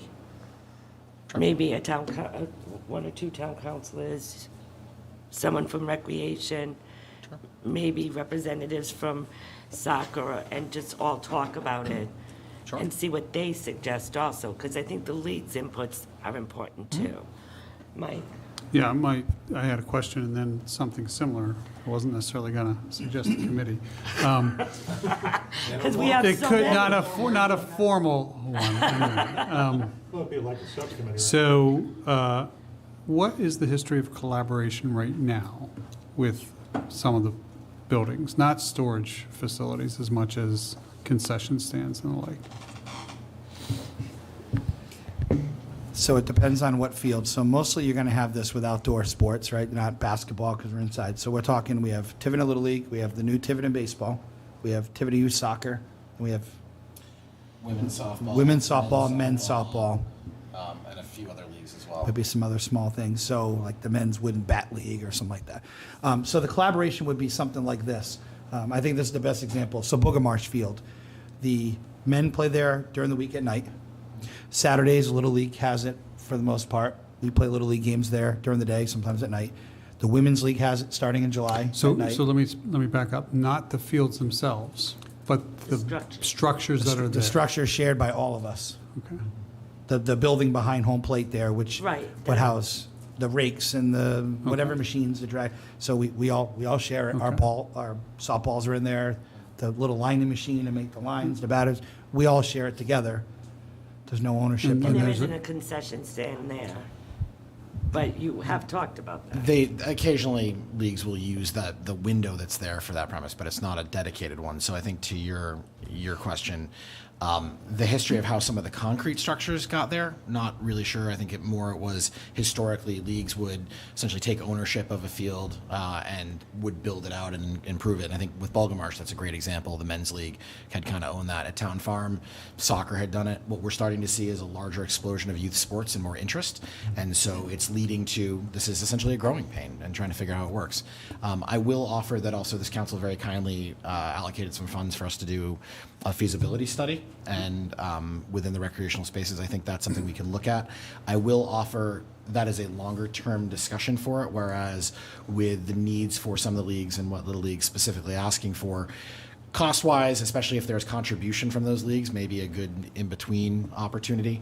But I think to your point, we don't want to have a row of sheds. What we would look at, I think, from a recreation standpoint, is having a storage facility that goes with the particular field, and that the approval would go with that field. So whether you're taking softball or baseball equipment, or even just a rake for maintenance, I think there's an opportunity in But it there. would have to be a large building because it's going to be shared by many.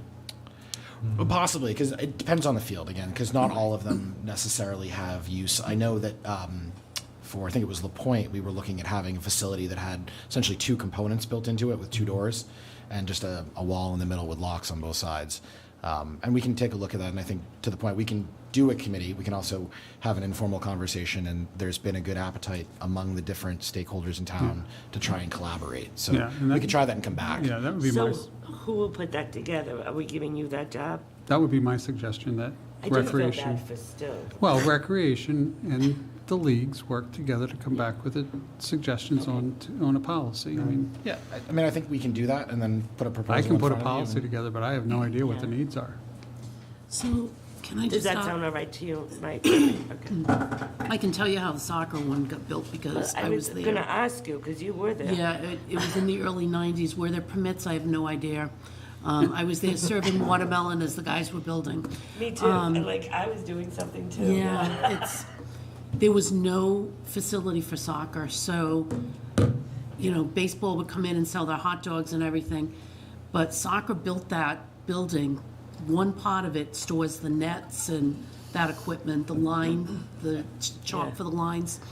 And the other, there's a refrigerator and, they sell their sodas and candy and whatnot. Used only for soccer, and there's the lower field, and then there's occasionally the upper field. Sometimes that's baseball, softball.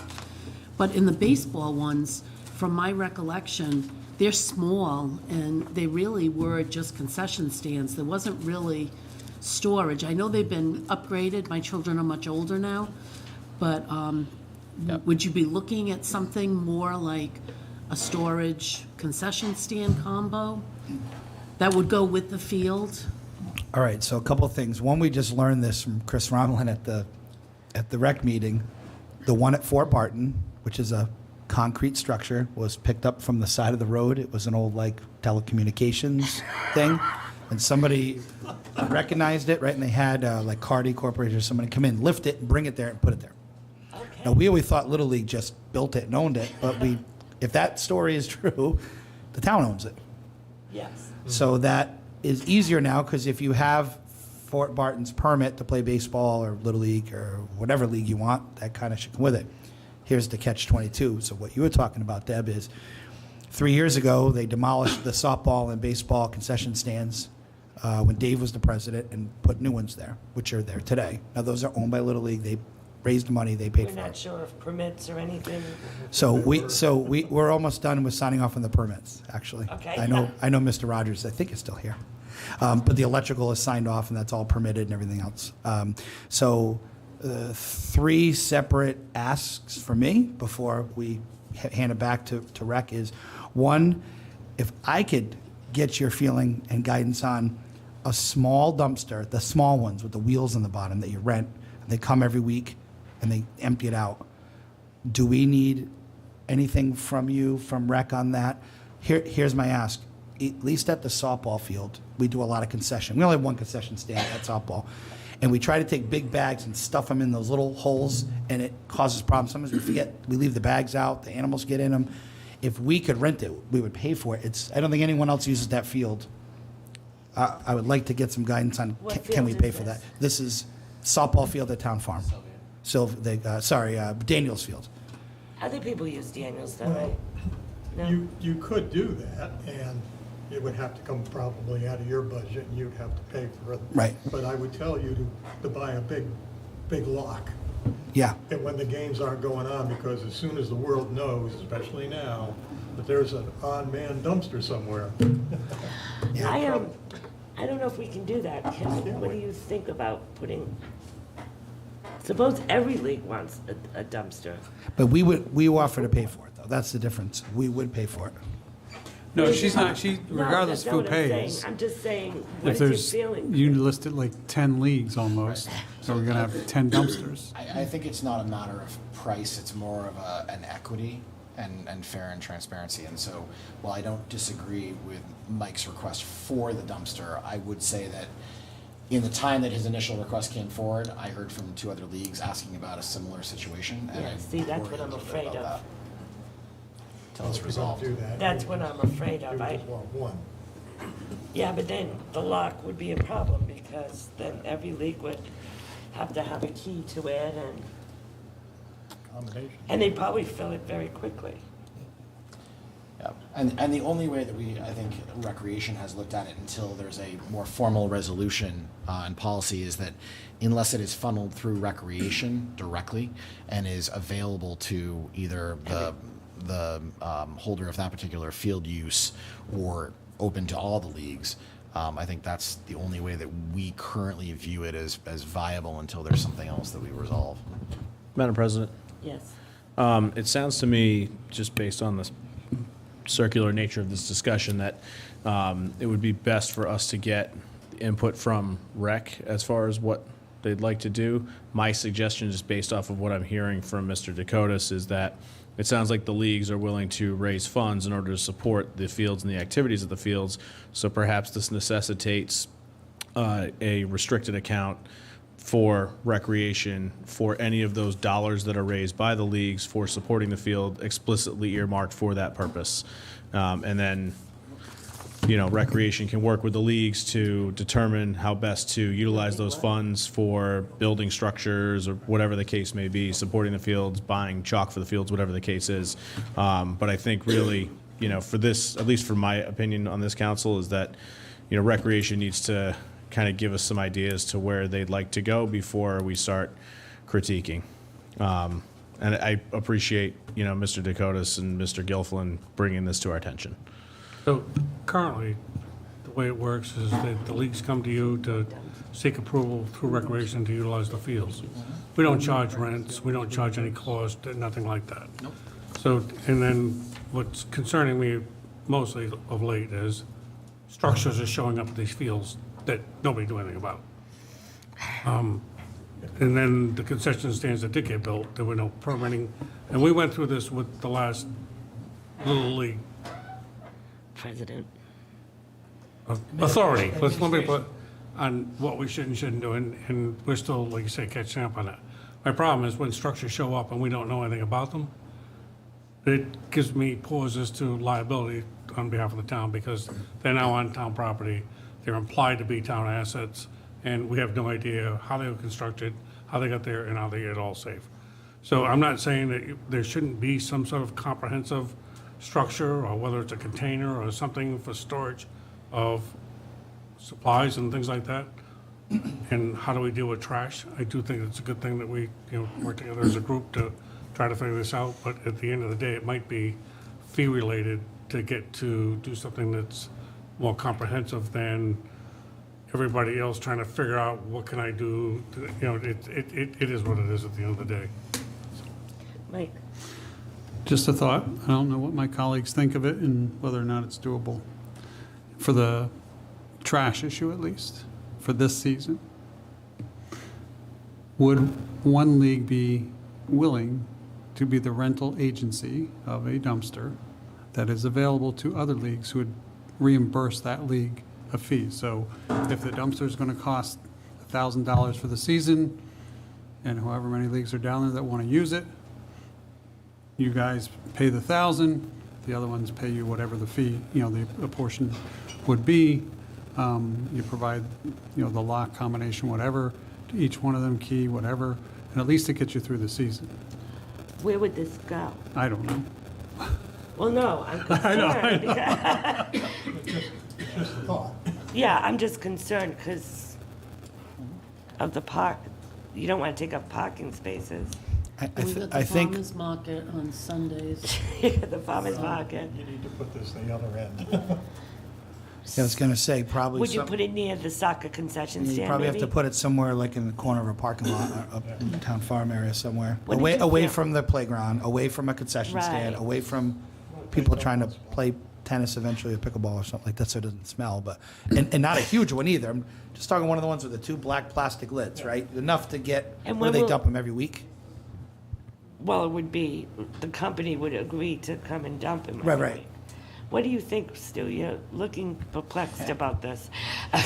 I don't want to speak for the other leagues that are in town. I think they all come from with very different viewpoints, and there could be complete buy-in. There could be places where there's a concern about having to go through another league in town. One of the reasons that I consistently mention recreation is purely because we're fairly neutral in this. Like, we're not.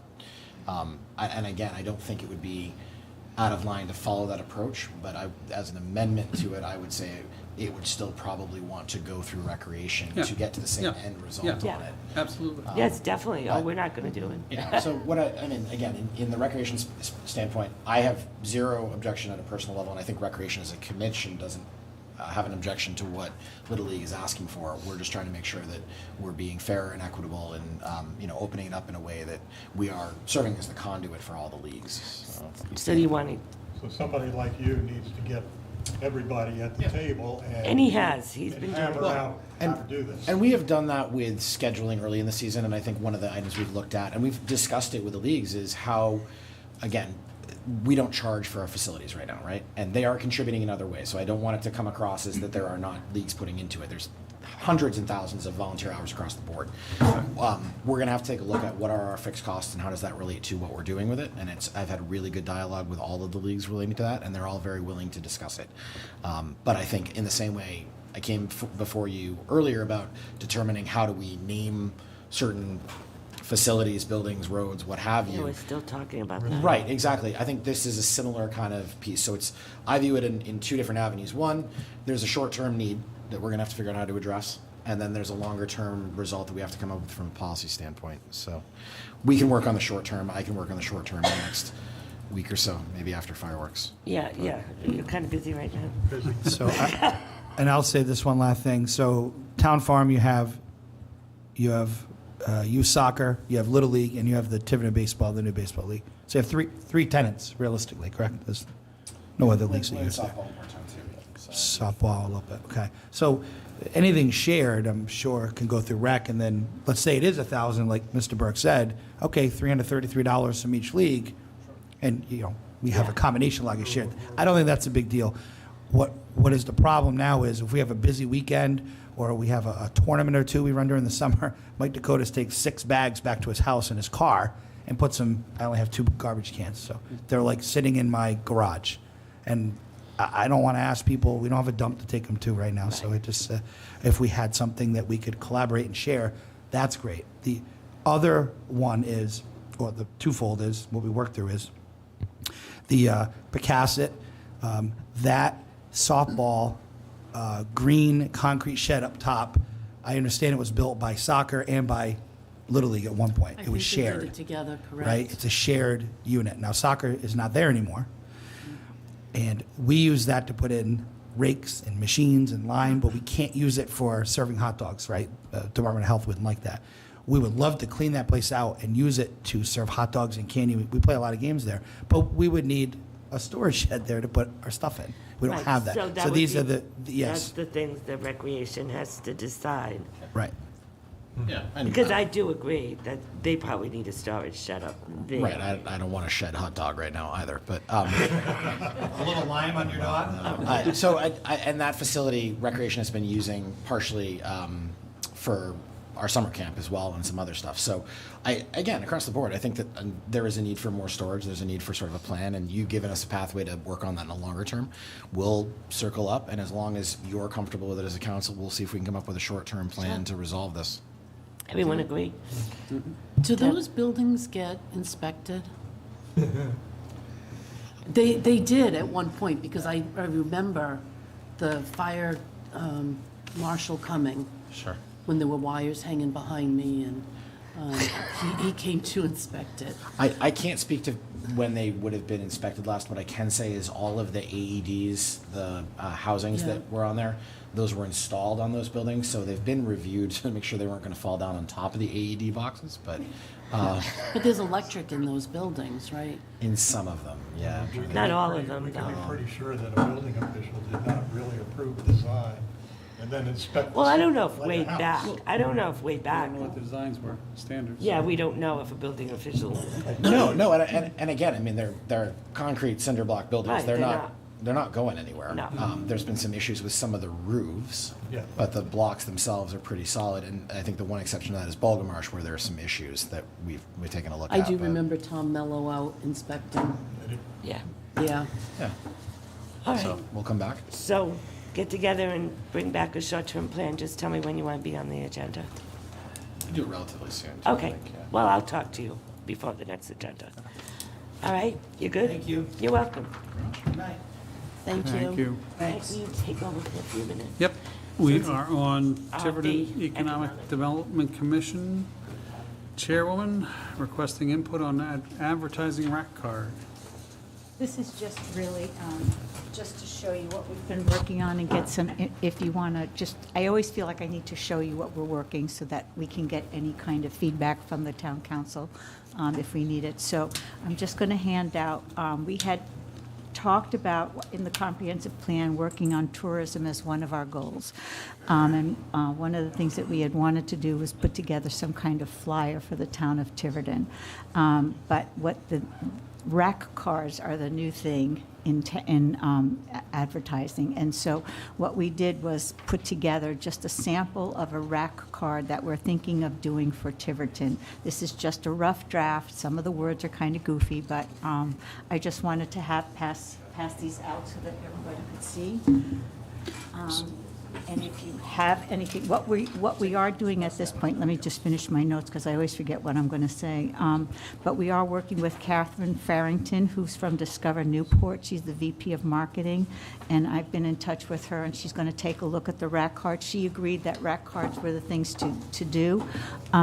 one of the things that I was concerned about was how are we going to test the impact of these rack cards? How do you find out if they're actually doing what you say they're going to do? And I'm assuming that she's going to help me with that. The other thing was that when we were designing or looking at this rack card, we thought about putting like those little QR things that you put, that everybody could do. The problem is that when we started looking at the town website itself, it was very difficult to get to the different things that we needed. You know, you'd have to go to recreation for one and something for something else and something for something else.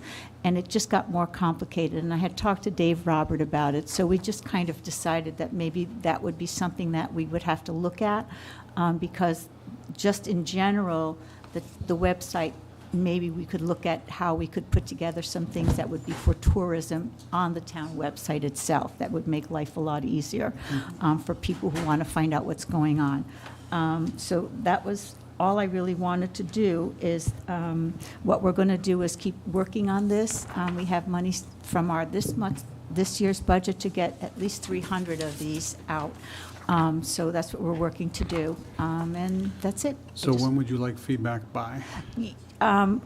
Anytime, you know, we're working on it now, so Right. yeah. But your next meeting is when? I think it's good to give it I'm sorry. a deadline. It's June, this is second Thursday in June, and I'm So sorry. June 8th, I think that is? Yeah, maybe. So by the I'm second sorry. Thursday in June? If somebody wants to Right, add if something, any- that would be fine. yeah. I'm sorry, June 8th, I'm sorry. Yeah. So yeah, just let us know, shoot me an email. We were lucky, I just want to put a plug, Meredith Brower was very helpful doing this because she's a graphic designer, so she was able to pull a lot of stuff together. so. Quick question, I hate to ask this. Yeah. With everything that's happened at West Place, is this one still there? I heard it was, Okay. so I'm going to check, okay? I hope so. I hope so, too. And we are going to look at, I had reached out to Open Space because they had some really nice pictures so I'm also looking for other pictures as well. So these were just placeholders for right now, although some of them we may keep. So Barbara might have a nice photo of Tiverton at dawn. Right. So we're going to, so that's what we're doing, and that's what we're working on now. And you all have a copy, so that's it. Any other questions? Thank you. Thank you. Thank you. Madam Chair, all yours, Madam President.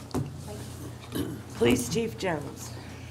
Approval and vote of Police Department transfers from FY23, $50,000 from account 3305101 Personnel Services to 3305104 Overtime, $6,000 from account 3307590 Commuter Services to account 3306125 In-Service Training, $2,500 from account 330 6928 Education Seminars to 330-6935 Telephone, $2,000 from account 330-6928 Education Seminars to 330-7840 Station Maintenance, $130 from account 330-667 Operations to account 330-6691 Chiefs account, and $87.99 from account 330-667 Operations to account 330-6627 Animal Control Expenses. Any questions for the chief? Madam President? Yes. I'd like to make a motion to approve the budget transfers as requested by the chief. Second. Quick discussion? Yeah. It's my understanding, Chief, and thank you for your transparency, but we do have a de minimis account transfer that the administrator can approve, correct? So I appreciate the transparency, but I don't think you need to put in $87 and $130 in the future. He was just trying to get the bulk of the things he needed to get done. Yeah, but I appreciate that, Chief. Thank you. Thank you. I have a second. Any further questions? All those in favor? Okay. Thank you. Thank you. Thank you, Chief. Police Chief, oh no, we already did that. Administrator Carter, approved vote of the Fire Department budget transfers, 5123, $11,000 from account 3315108 longevity to account 331067111 fuel, oil, and tires, $125,000 from account 3310 5101, personnel salary to account 33105104 overtime, and $2,630 from account 331501, personnel salary to account 330511, fire marshal salary. Any questions? Madam President? Yes. I'd like to make a motion to approve the budget transfers for the fire department as stated by the administrator. Do I have a second? Second and then discussion? Yep. Any further discussion? Who has questions? Well, I do. So this is probably the biggest budget transfer I've ever seen. And I know why it's happening, but my question is, Microphone. should we rethink the overtime that we did in the budget we're going to develop here? Well, the overtime. I know where it's coming from. The overtime is because we can take it from the personnel account because we don't have the positions there. So that we talked about that during the budget meeting, that once we filled those positions, we would not need it. But meanwhile, the personnel salary is there to take care of the overtime. So I think we're okay because we had those, do you agree?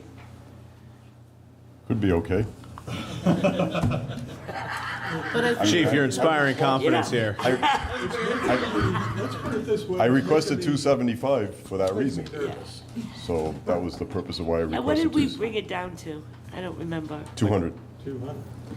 So we decreased it by 75, but for the same, The same staffing for the considerations. same Yeah. theory that If we lose a couple of people and we don't replace them, Then we pull So money. to remind us, the budget that we put forward is a preliminary budget. Right. Jay, the budget we put forward is a preliminary budget. We will have a public hearing, and if we decide that we need to look at any modifications, we have that opportunity before we finalize the budget. that's what I'm suggesting. And this is what we've done historically, because the reason why we have so much overtime is because we don't have the positions filled. So we've always done this historically, and we're talking $75,000. So we usually can find $75,000 somewhere in our budget at the end of the year. But yeah, it's something to think about that we could go back and look at after the hearing. Deb, do you have to say? I just had a question about the fire marshal salary. Did we go over in his, So I believe when the contract was being negotiated, they weren't sure what the salary was going to be, so they had to establish a number, and then his salary was set higher than that number, so we're coming up a little bit short. okay. so And in the did we- new budget, we have his correct New salary. budget, okay. Right. Madam President, one piece, somewhat unrelated, and I know I'll get scolded, but I want to commend you on hiring the first female firefighter in Thank you very Tiverton. much. Who's going to scold you? Well, because we're it's going- not on the agenda, so. No, Mike, can't say anything. All right. Part of the overtime now. Yeah, that's going to help the overtime. All right, so I have a motion and a second. Any further discussion? All those in favor? Thank you. Thank you. Thank you. Administrator Carter, discussion possible vote to approve Stonebridge Fire District to join Interlocal Trust Pool as affiliates. So Stonebridge Fire District reached out to me this in the past couple of weeks in regard to what was just recently done with wastewater. And when I say recently, it's only of recent that a wastewater employee needed to have insurance and was allowed by an agreement that the town council did in 2017 or 18 that allowed Tiverton wastewater and I believe North Tiverton Fire District.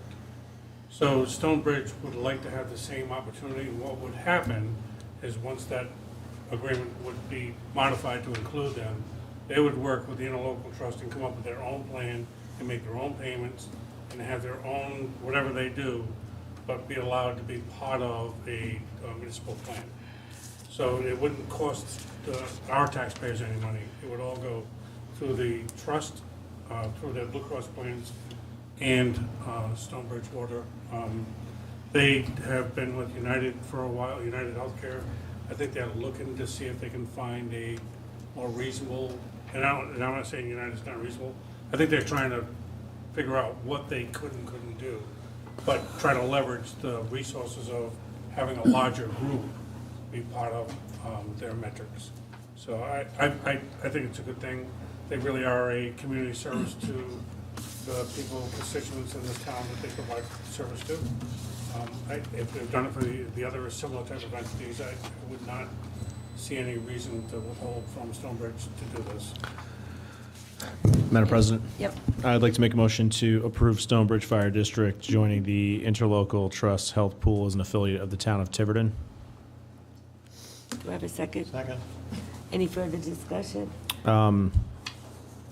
Just a quick point to note, the reason why they're likely part of United is because when the state had United as the health plan, they offered to municipalities, and I believe quasis, the ability to join in on the state's program. So I don't believe, I think it's Aetna has the state plan now. I don't know what's the state plan. I didn't know Blue Cross has it. Yeah, Oh, it's Blue Cross. All right, so Blue Cross now is the state plan, so the likelihood that they're getting the same, sweetheart deal from United is probably zero. Okay. So I have a motion and a second. All those in favor? Okay. Councilor Vice President Burk, discussion possible vote to approve letter to Coastal Resources Management Commission, CRMC, regarding application 2020-04-037, John Bowen and Patrick Bowen, and requesting a CRMC public hearing. Yeah, Is it Patrick or Patricia? It's Patricia, isn't it? No, it's Patrick. It's Patrick. You said It's Patrick. I said Patricia. Patricia before, right? Yes, you did, Okay. yeah. I knew I said Patricia somewhere in this. All right. I did That's want. why I hesitated. Let me introduce this, and I'm going to ask Bruce to Hi, step Bruce. in. This was part of a lively discussion at the last Harbor Commission meeting. Very good discussion.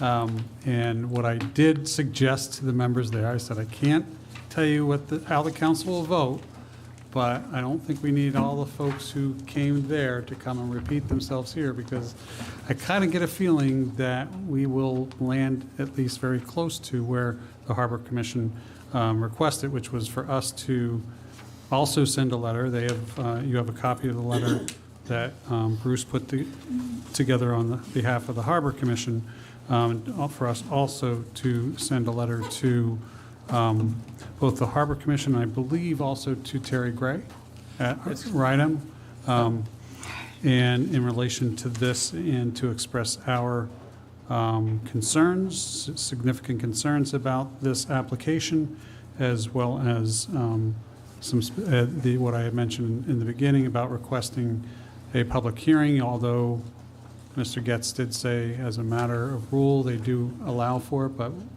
we do, Harbor Commission, I think we are it would be good for us to make a formal request for that, and to include in that request, as I said earlier, that it be held in Tiverton, so that it would be easier for local residents to attend.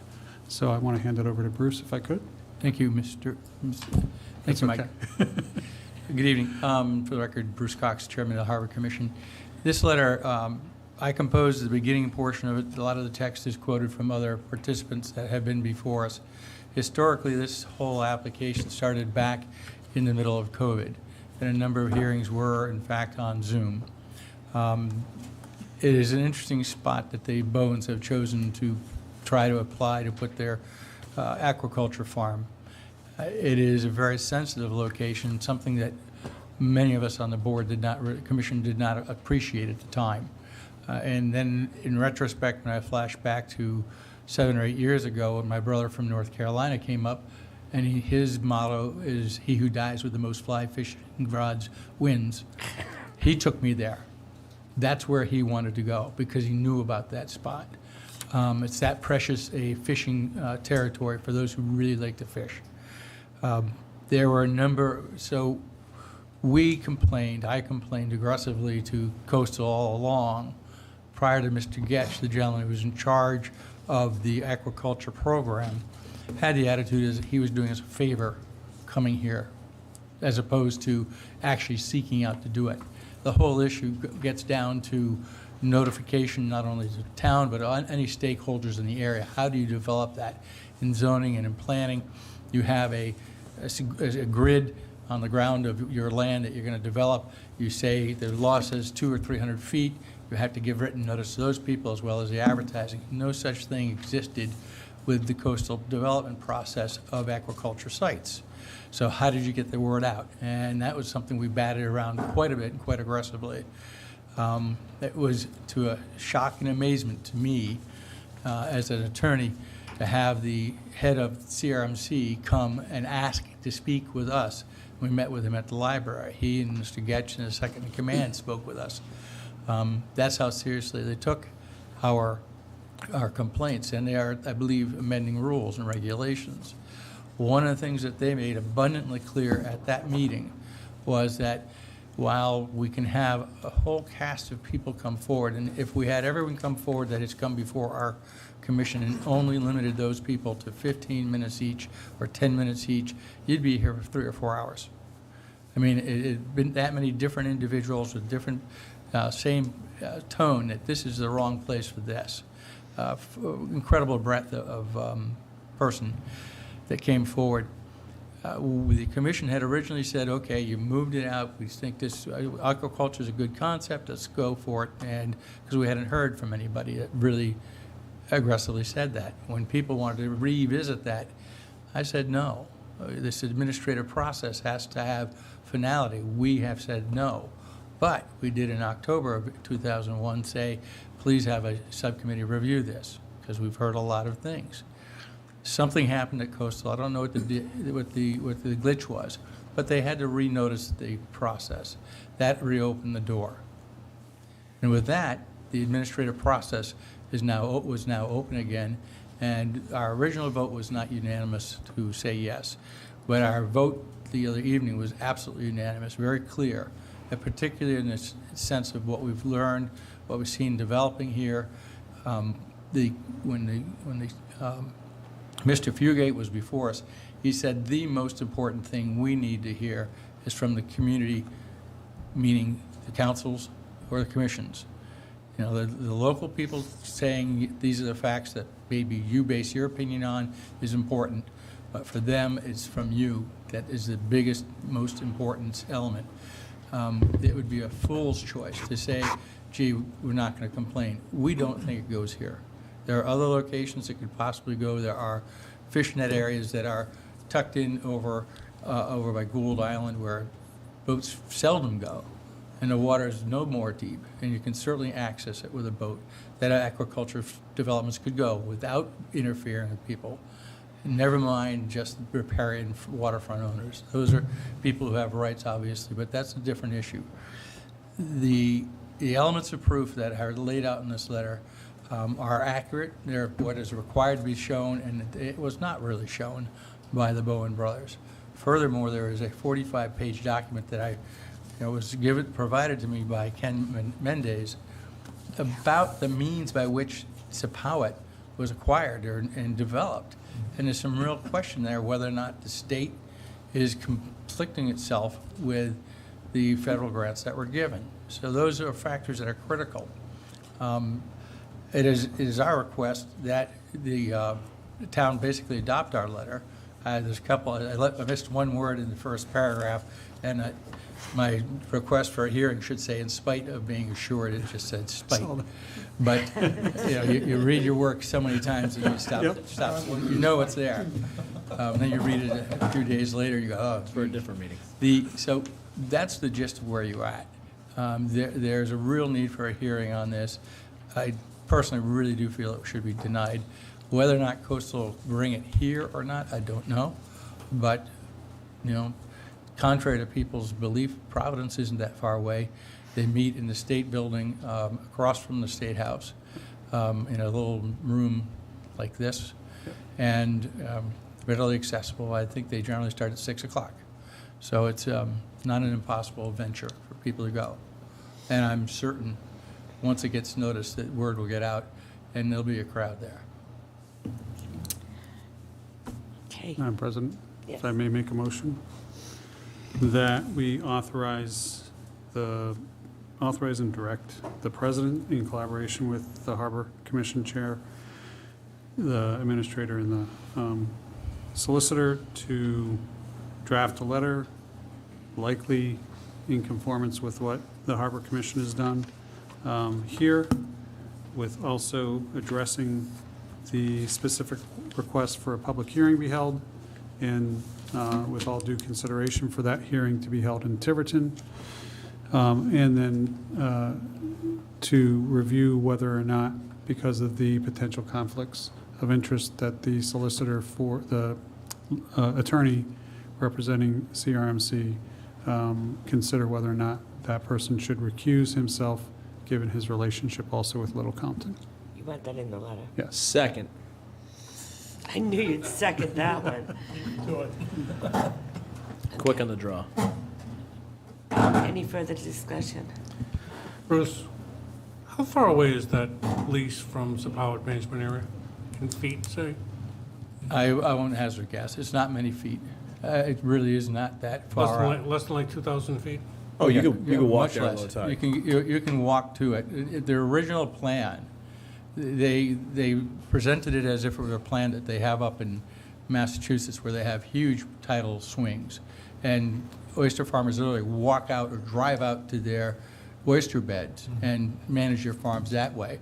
They originally were suggesting that they were going to walk out to their farm. So, and that's exactly where I was going to drive the point to, is that, you know, the state had spent tens of millions of dollars to acquire almost 300 acres of property for preserve the actual fishing, shell fishing, enjoyment of whether you're just beaching or you're, you know, kayaking, sailing, whatever you want to do there. Even hunting. But yeah, we're going to put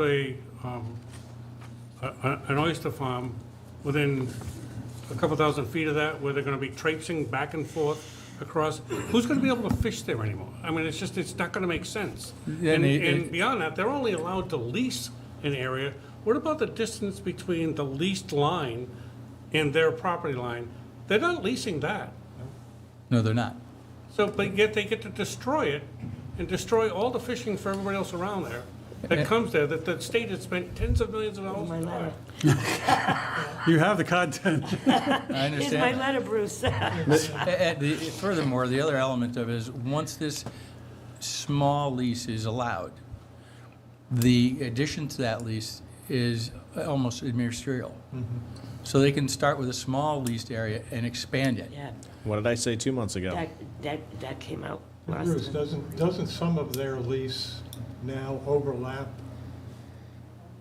the state shellfish area? Yes, it does. Remember, I fail to understand how CRMC was not aware of it. they don't have a lease. They don't have a lease right now. The proposed No, lease. there's not, they do not have a lease. It Proposed just lease, baffles me. right? So some of It this, is- Well, the interesting thing is the CRMC does not say, here's some area you guys can possibly develop.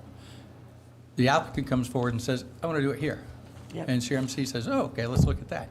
So there's not a real organized Plan. approach to it. I don't know how many bonds were floated, or how many, you know, general fund areas the state dipped into to buy, you know, to buy these properties for the enjoyment of the public, Yeah. only to be destroyed by, you know, so-called, you know, little oyster farm. Madam President, Yes. if I may add to, and again, I don't know, I skimmed through the letter. I didn't read it in depth, but it may also be worth noting that when it comes to aquaculture in the state, there is a policy that there needs to be a study done as to whether or not, like for instance, oysters, if there is a significant population of native oysters that already exist in that region, the state disallows you sticking aquaculture there as well. So I don't recall ever seeing that done. And to the administrator's point, their original proposal was to utilize Sepauwett Beach and walk straight out. It's still their proposal Yeah. in the new filing. Yeah, now, The updated filing. no, now they're just going to use the, 20-foot wide strip of land in between two people's houses. Well, what they did with the reposting is they went back to their original application, because that's the formal application that was before them, and then it was subsequently modified. So rather than refile or put in a new application, they basically re-noticed the prior existing application. So that's where they're coming from. So I mean, walking from the beach, then? well, whether or not they would do that or they'd move it out, I don't know. But the current application that has now been renoticed is the walk from the beach approach. Pun intended, something smells fishy. right, do I have a Madam President, motion? wait 1 second, please, if we can. Just real quick, and I lost part of it. If in our letter, we could emphasize item number 2 on the second page of Bruce's letter, which is that property on Sappowit Road, that tiny sliver of land, and how that is not zoned for anything other than residential, and it's probably not able to be put any structure on it, so there could be no auxiliary use. And then, rather than sending a separate letter to Terry Gray, I just suggest we copy Terry Gray on our letter, Terry Gray from Rydon, so he's aware. Okay. Okay. So I have a motion in a second. All those in favor? All right, thank you, Bruce. Thank you, Bruce. Thanks, Thank your Bruce. commission too, and Ken, and I'm going to blank on his Don name. Libby. Don, Yeah, yes, they were he's- very helpful. He's an interesting, he's a retired, very good attorney. And he comes to the council, to our commission meetings, and sometimes it's very interesting and challenging, kind of fun. Thank you. Recreation Committee, Tiverton Celebrates Committee. Stu, update on impact.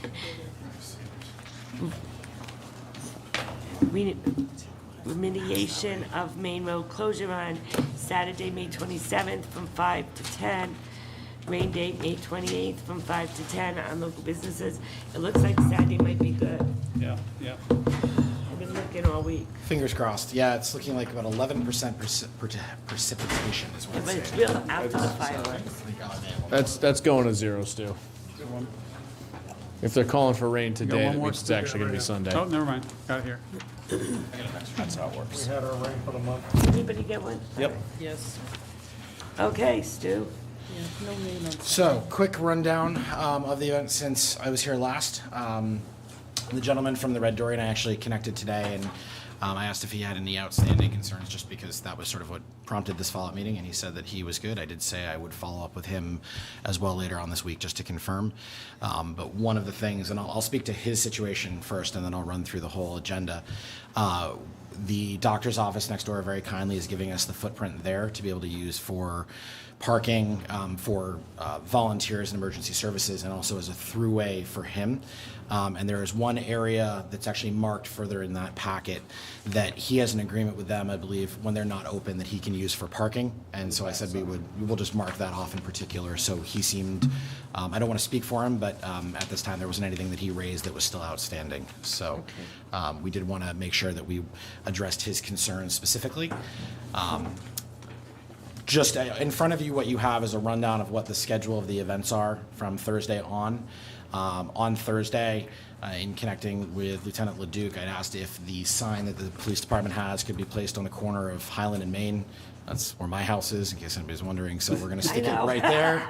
If I'm in, I'm in. So we're trying to make sure that everybody is aware that there are road closures down there. We don't want anyone to be surprised as a result of that. So that sign will be there. There's a smaller one that is there currently, and an example of what that sign looks like is in here. We're going to be putting out, just as we go through on Friday, porta potties will be dropped off, and there is an accessible one within that. And then on Saturday, the parade is in the morning. I'm just giving you an update on the fireworks side of it, but we'll be closing Grinnell's at 3 p.m. And then food truck vendors will show up between 3 and 5 to make sure they're set up. I think they'll all be pretty much setting up on the earlier side of that, but that's the window. At 5:30, Main Road is going to be closed from Lawton to Bridgeport. The one item in there is that the church actually has a mass that runs till 6, so we're just going to make sure that they have a means of exit. No, they have to stay for the I was going to say, I don't fireworks. want to upset the higher powers. Very long sermon. Very long sermon. And I will say, one of our other commission members very kindly walked around and handed out a flyer to a number of the residents in the area that were impacted.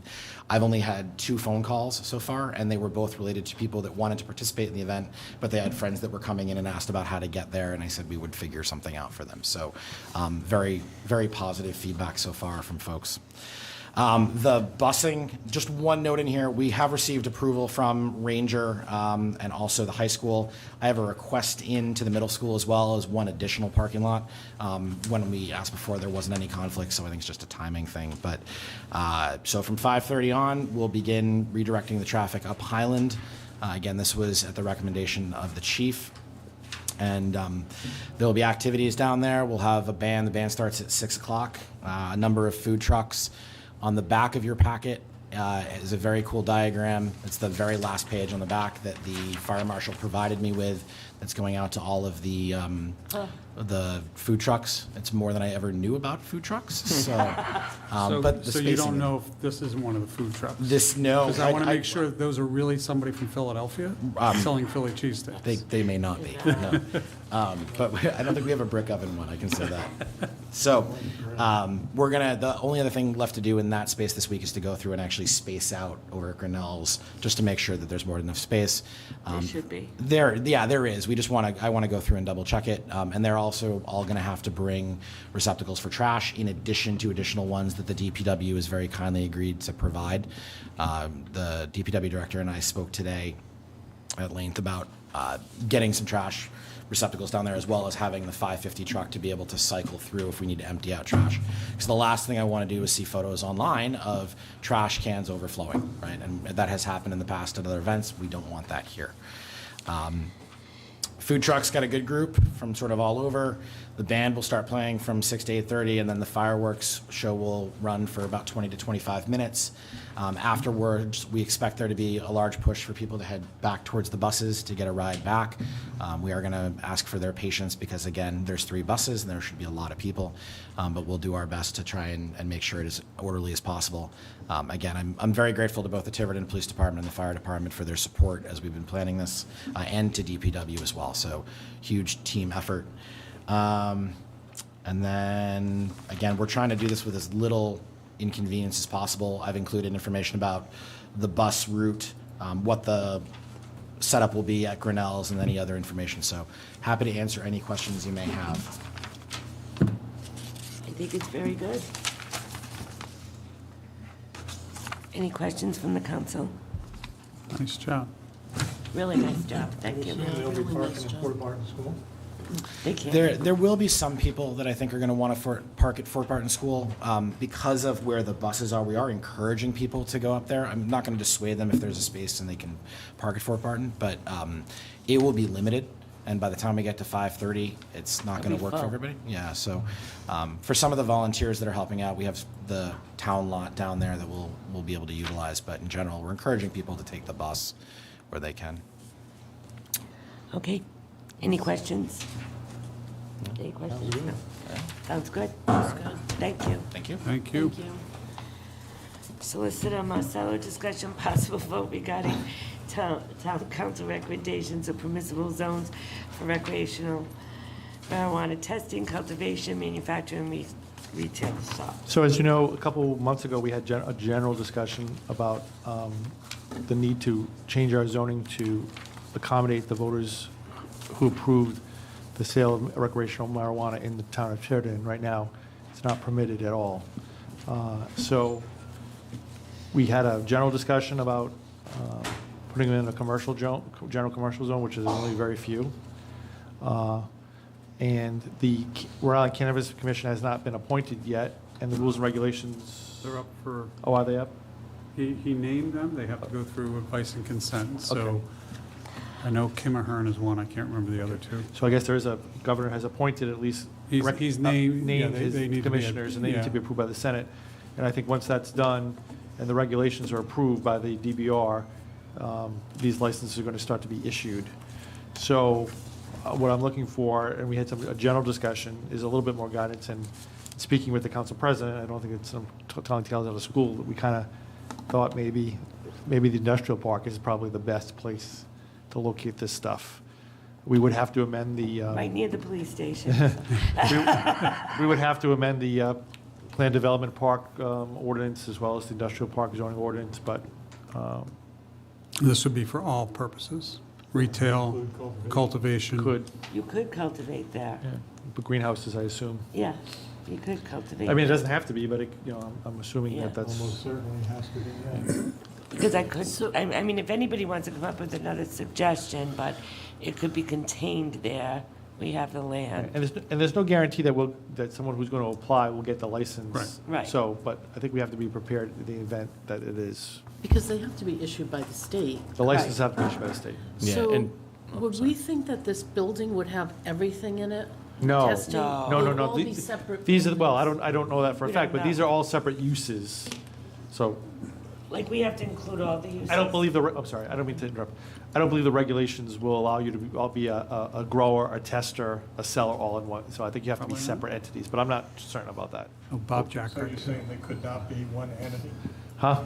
Are you saying that they could not be one entity? I don't believe the regulations It'll permit probably- that, but I'm not sure. It'll probably be similar to how alcohol is treated, where you have Correct. someone sitting in the middle as the Wholesaler, distributor that right. control, though they are the most powerful. I mean, it's very difficult to decide where we want to put this. You only have very limited zones. You got residential zones, you To got, me, the industrial park seemed to be. it's out of the way, not really near any Chris was neighborhoods. part of the conversation in the back room also. Not the north At the end. agenda meeting. It wasn't in back, it was at the agenda. At the yeah. agenda, Yeah. well, I'm talking Yeah, about yeah. in his back room. So, behind the police department, yeah. Yeah, behind the police department. So from a cultivation standpoint too, because it is a federally regulated drug, it would have to be like some sort of an indoor facility, greenhouse. Yeah. I've actually been to I forget what the name of the company was, but they have a huge facility up in Lowell, Mass, and you have to, it's like a airlock you gotta go through in order to get in there. Well, someone tried to do this once before, but it was for medical marijuana. Yeah, before my time, yeah.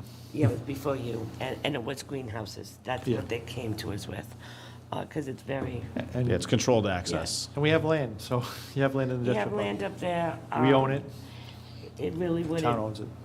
Yeah, Well, and more importantly, the town would have the authority to decide to sell or not, so, right, and at what price. right, well, You just box yourself into a pretty good corner there. You can't say that it's zoned there and you're not gonna sell it to them.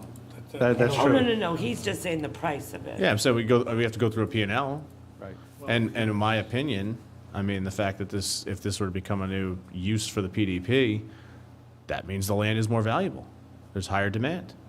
I'm not disputing that, but what I'm saying is, you can't simply corner the market by saying it's in that PDP that town owns and then refuse to sell. No, I'm not suggesting I would oppose a sale. I'm saying that we would be able to get more money This would for be it. part of a public hearing to change the zone. This would not be, we'd Right. have to go to the planning Yeah, board 'cause for we their have to change the recommendations, so. zoning. But I think we gotta get the process started, because I don't wanna get caught behind the 8 ball. Love it. Because when you really look at the map, there's very little places we can put this. This would give us a lot of Any control. business,